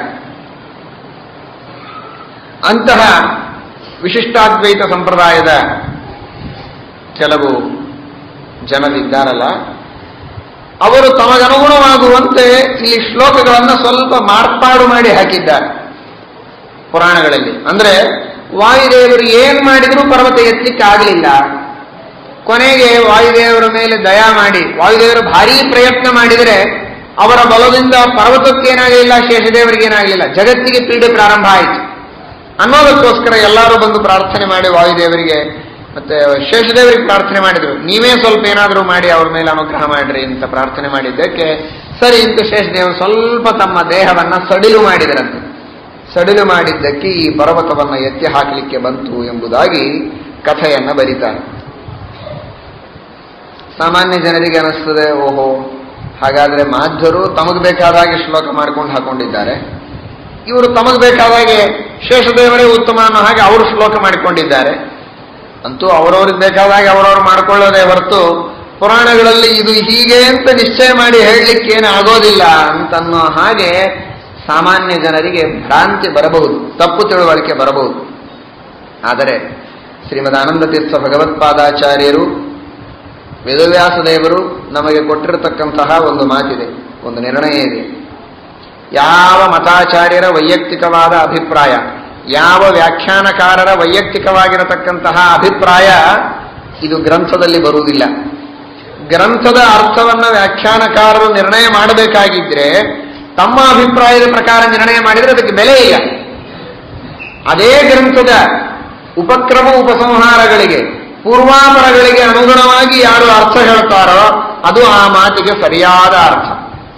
ಯಾರು ಪೂರ್ವಾಪರ ಮಾತುಗಳಿಗೆ ವಿರುದ್ಧವಾಗಿ ಹೇಳ್ತಾರೋ ಅದು ಅಬದ್ಧವಾದ ಅರ್ಥ. ಇಷ್ಟೇ ನಿರ್ಣಯ. ನಮ್ಮ ಆಚಾರ್ಯರು ಹೇಳಿದ್ದಾರೆ ಆದ್ರಿಂದ ಇದು ಸರಿ, ಅವರ ಆಚಾರ್ಯರು ಹೇಳಿದ್ದಾರೆ ಆದ್ರಿಂದ ಇದು ತಪ್ಪು, ಹೀಗಲ್ಲ. ಯಾಕೆ ಇದು ಸರಿ, ಯಾಕೆ ಅದು ತಪ್ಪು ಅಂದರೆ ಆ ಗ್ರಂಥದೊಳಗಿನ ಪೂರ್ವಾಪರ ವಾಕ್ಯಗಳಿಗೆ ಸಂಗತವಾದ ಅರ್ಥವೇ ನಾವು ಹೇಳಿದ ಅರ್ಥವಾಗತ್ತೆ, ಅವರು ಹೇಳಿದ ಅರ್ಥವಾಗೋದಿಲ್ಲ ಅನ್ನೋದನ್ನ ನಾವು ಗಮನಿಸಬೇಕು. ಏನಿದೆ ಅಂದ್ರೆ ವಾಯುದೇವರಿಗೆ ಎತ್ತಲಿಕ್ಕಾಗಲಿಲ್ಲ ಅನ್ನೋ ಒಂದೇ ಒಂದು ಶ್ಲೋಕವನ್ನು ಮಾತ್ರ ಅವರು ಮಧ್ಯದಲ್ಲಿ ಸೇರಿಸಿದ್ದಾರೆ. ಆದರೆ ನಿಜವಾಗಿ ಬುದ್ಧಿವಂತಿಕೆಯಿಂದ ಸೇರಿಸಬೇಕಾಗಿದ್ರೆ ಎಲ್ಲ ಇಡೀ ಅಧ್ಯಾಯನೇ ಬದಲಾಯಿಸಬೇಕಾಗಿತ್ತು. ಅವರು ಅಷ್ಟು ಮಾಡ್ಲಿಕ್ಕೆ ಹೋಗಲಿಲ್ಲ. ಅದು ನಮಗೆ ಒಳ್ಳೇದಾಯ್ತು. ನಿಜವಾದ ಇದ್ದ ಫ್ಯಾಕ್ಟ್ ಏನೋ ಅದು ಹೊರಗೆ ಬಂದಿದೆ. ಏನಿದೆ ಹಿಂದೆ ಮುಂದೆ ನೋಡಿದರೆ ವಾಯುದೇವರಿಗೆ ಅತ್ಯಂತ ಇದು ಶೇಷದೇವರಿಗೆ ಬಹಳ ಗರ್ವ ಇದೆ, ಅತ್ಯಂತ ಗರ್ವದಿಂದ ಅವರು ಮಾತಾಡ್ತಾ ಇದ್ದಾರೆ ಅನ್ನುವಂತಹ ಮಾತನ್ನ ಹಿಂದೆ ಹೇಳುತ್ತಾರೆ. ಆ ಹಿಂದಿನ ಆ ಮಾತನ್ನು ನಾವು ಕಂಡಾಗ ಶೇಷದೇವರಿಗೆ ಬಹಳ ಗರ್ವ ಬಂದಿತ್ತು. ಅದನ್ನ ಪರಿಹಾರ ಮಾಡುವುದಕ್ಕಾಗೇನೆ ಈ ಕಥೆ ಹೊರಟಿದೆ ಅಂತನ್ನೋದು ಅತ್ಯಂತ ಸ್ಪಷ್ಟವಾಗಿ ನಮಗಲ್ಲಿ ತೋರಿತು. ಪರಮಾತ್ಮ ಹೇಳುವ ಮಾತು, ಬೇರೆಯವರು ಹೇಳೋದಲ್ಲ, ಶೇಷದೇವರು ತಾವು ಹೇಳಿಕೊಂಡದ್ದಲ್ಲ, ಅಥವಾ ಇನ್ಯಾರೋ ಮಧ್ಯದೊಳಗೆ ಬಂದವರಲ್ಲ. ಶ್ರೀ ಭಗವಾನ್ ವಾಚ ಕಿಮರ್ಥಂ ಕಲಹ ಪುತ್ರ ಶೇಷೇಣ ಅತ್ಯಂತ ಮಾನಿನ. ವಾಯುದೇವರಿಗೆ ಬಂದು ಪರಮಾತ್ಮ ಅಂತಾನೆ, ಅಂತಹ ಉನ್ಮತ್ತ ಗರ್ವಿಷ್ಠ ಅವನ ಜೊತೆಗೆ ಯಾಕೆ ಜಗಳಾಡ್ತೀಯಪ್ಪ ನಾವು ಅಂತ ಬೈತಾನೆ. ಅಂದ್ರೆ ಇದು ಕಥೆಯ ಪ್ರಾರಂಭ ಆಗೋದು.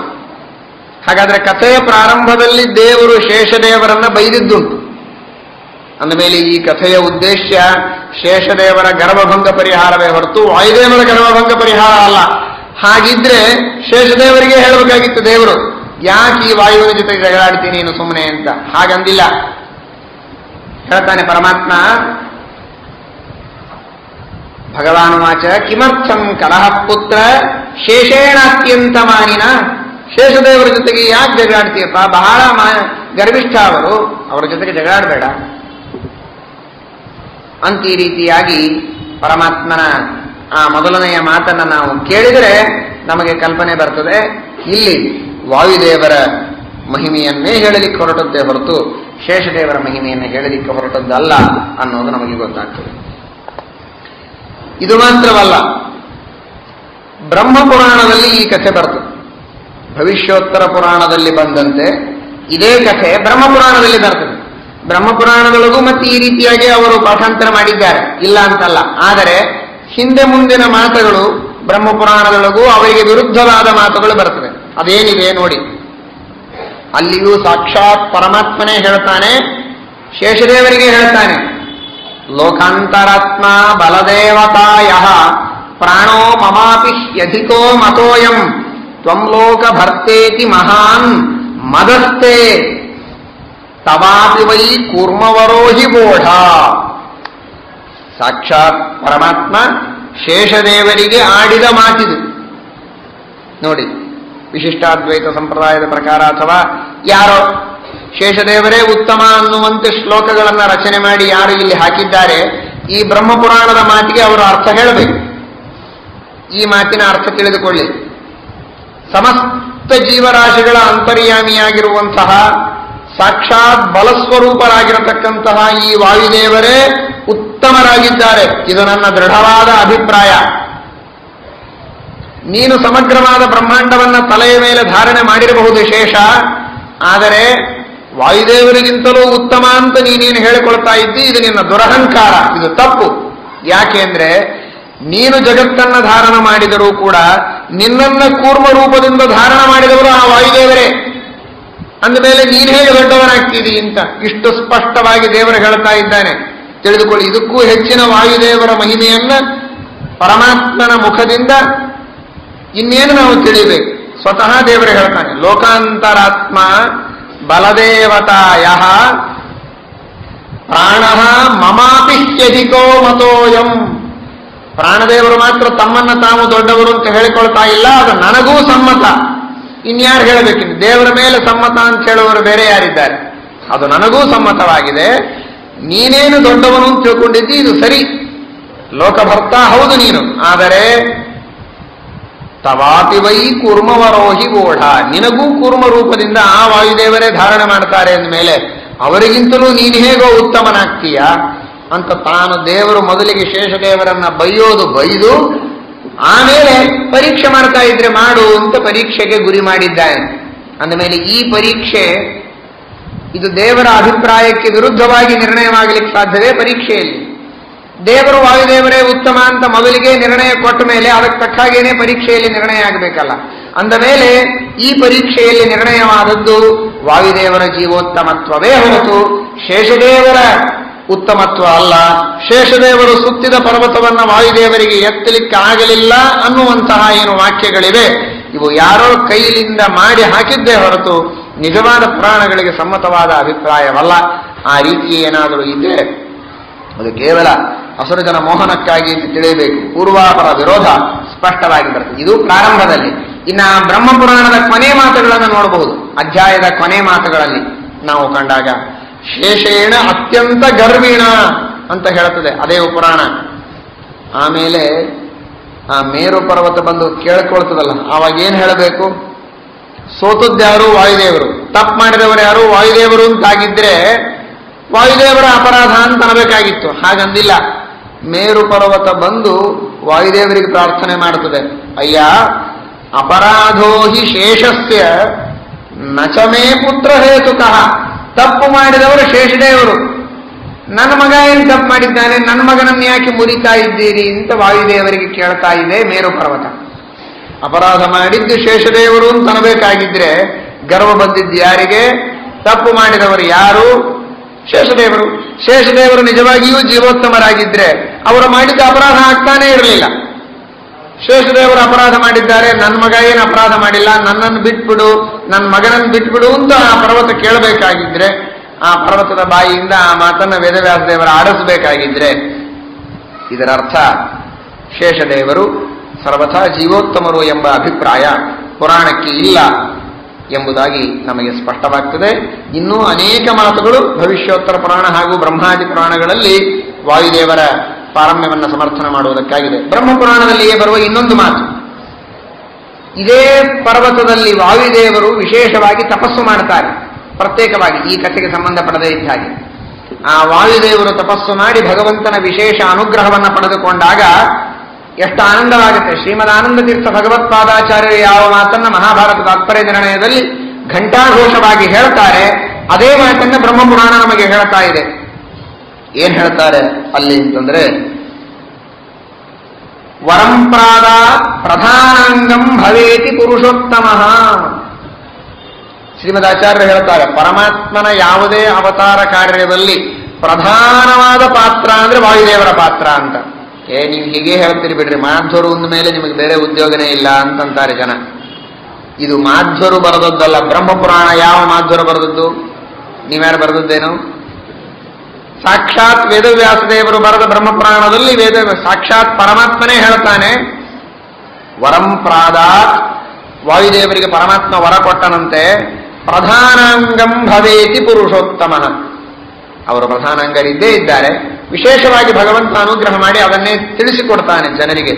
ನನ್ನ ಎಲ್ಲಾ ಅವತಾರ ಕಾರ್ಯಗಳಲ್ಲಿ ಪ್ರಧಾನವಾದ ಪಾತ್ರ ನಿನ್ನದೇ ಎಂಬುದಾಗಿ ಆ ವಾಯುದೇವರಿಗೆ ಪರಮಾತ್ಮ ವರ ಕೊಟ್ಟು ಅನುಗ್ರಹ ಮಾಡಿದ ಎಂಬ ಕಥೆ ಇದೇ ಬ್ರಹ್ಮಪುರಾಣದ ಮುಂದಿನ ಅಧ್ಯಾಯದಲ್ಲಿ ಬರ್ತಾ ಇದೆ. ಹಾಗಾದರೆ ವಾಯುದೇವರೇ ಪರಮಾತ್ಮನಿಗೆ ಪ್ರಧಾನ ಸೇವಕರು ಅನ್ನುವ ಮಾತನ್ನ ಯಾವ ಬ್ರಹ್ಮಪುರಾಣ ನಿರ್ಣಯ ಮಾಡ್ತಾ ಇದೆ, ಅದೇ ಬ್ರಹ್ಮಪುರಾಣ ಹಿಂದಿನ ಅಧ್ಯಾಯದಲ್ಲಿ ಶೇಷದೇವರನ್ನು ಜೀವೋತ್ತಮ ಅಂತ ಹೇಳಿರಲಿಕ್ಕೆ ಸಾಧ್ಯವಿದೆಯಾ? ಹಾಗಾದರೆ ಆ ಮಾತು ಆ ರೀತಿಯಾಗಿದ್ದದ್ದಲ್ಲ. ಇದ್ದದ್ದಾದರೂ ಅದು ಕೇವಲ ಅಸುರ ಜನ ಮೋಹನಕ್ಕಿದ್ದದ್ದೇ ಹೊರತು ಬ್ರಹ್ಮಪುರಾಣದ ಅಥವಾ ಭವಿಷ್ಯೋತ್ತರ ಪುರಾಣದ ನಿಜವಾದ ಮರ್ಮ ಅದು ವಾಯುದೇವರ ಜೀವೋತ್ತಮತ್ವವೇ ಎನ್ನುವುದನ್ನ ನಾವು ತಿಳಿಯಬೇಕು. ಇದರ ಜೊತೆಗೆ ಇನ್ನೊಂದು ವರವನ್ನು ಕೊಡ್ತಾನೆ ಪರಮಾತ್ಮ. ಅಹಮತ್ರ ನಿವತ್ಸ್ಯಾಮಿ ವಸತ್ವಂಚ ಮಯಾ ಸಹ. ಅದು ಕೇವಲ ವೆಂಕಟಾಚಲ ಅಲ್ಲ, ಅದು ವೆಂಕಟಾಚಲವೂ ಹೌದು, ಅದು ಹನುಮದ ಚಲವೂ ಹೌದು, ಅದು ವಾಯುದೇವರ ಪರ್ವತವೂ ಹೌದು, ಪರಮಾತ್ಮನ ಪರ್ವತವೂ ಹೌದು. ದೇವರೇ ಹೇಳ್ತಾನೆ, ನಾನೂ ಇಲ್ಲಿ ವಾಸ ಮಾಡ್ತೇನೆ, ನೀನೂ ವಾಸ ಮಾಡು. ಸರ್ವೋತ್ತಮ ಹಾಗೂ ಜೀವೋತ್ತಮರ ಇಬ್ಬರ ಸ್ಥಾನವೂ ಈ ವೆಂಕಟಾಚಲವಾಗತ್ತೆ ಎಂಬುದಾಗಿ ಪರಮಾತ್ಮನ ಆದೇಶವಿದೆ ಅಂತನ್ನುವ ಮಾತನ್ನ ಬ್ರಹ್ಮಪುರಾಣ ನಮಗೆ ತಿಳಿಸ್ತಾ ಇದೆ. ಆದ್ದರಿಂದ ಅಂತಹ ವಾಯುಜೀವೋತ್ತಮತ್ವವನ್ನ ನಾವು ವಿಶೇಷವಾಗಿ ತಿಳಿದುಕೊಂಡು ಆ ವೆಂಕಟಾಚಲದಲ್ಲಿರುವ ಭಗವಂತನ ಸನ್ನಿಧಾನವನ್ನು ತಿಳಿದುಕೊಂಡು ಪರಮಾತ್ಮನ ಅನುಗ್ರಹಕ್ಕೆ ಪಾತ್ರರಾಗಬೇಕು ಅಂತ ಹೇಳ್ತಾ ಎರಡು ಮಾತನ್ನು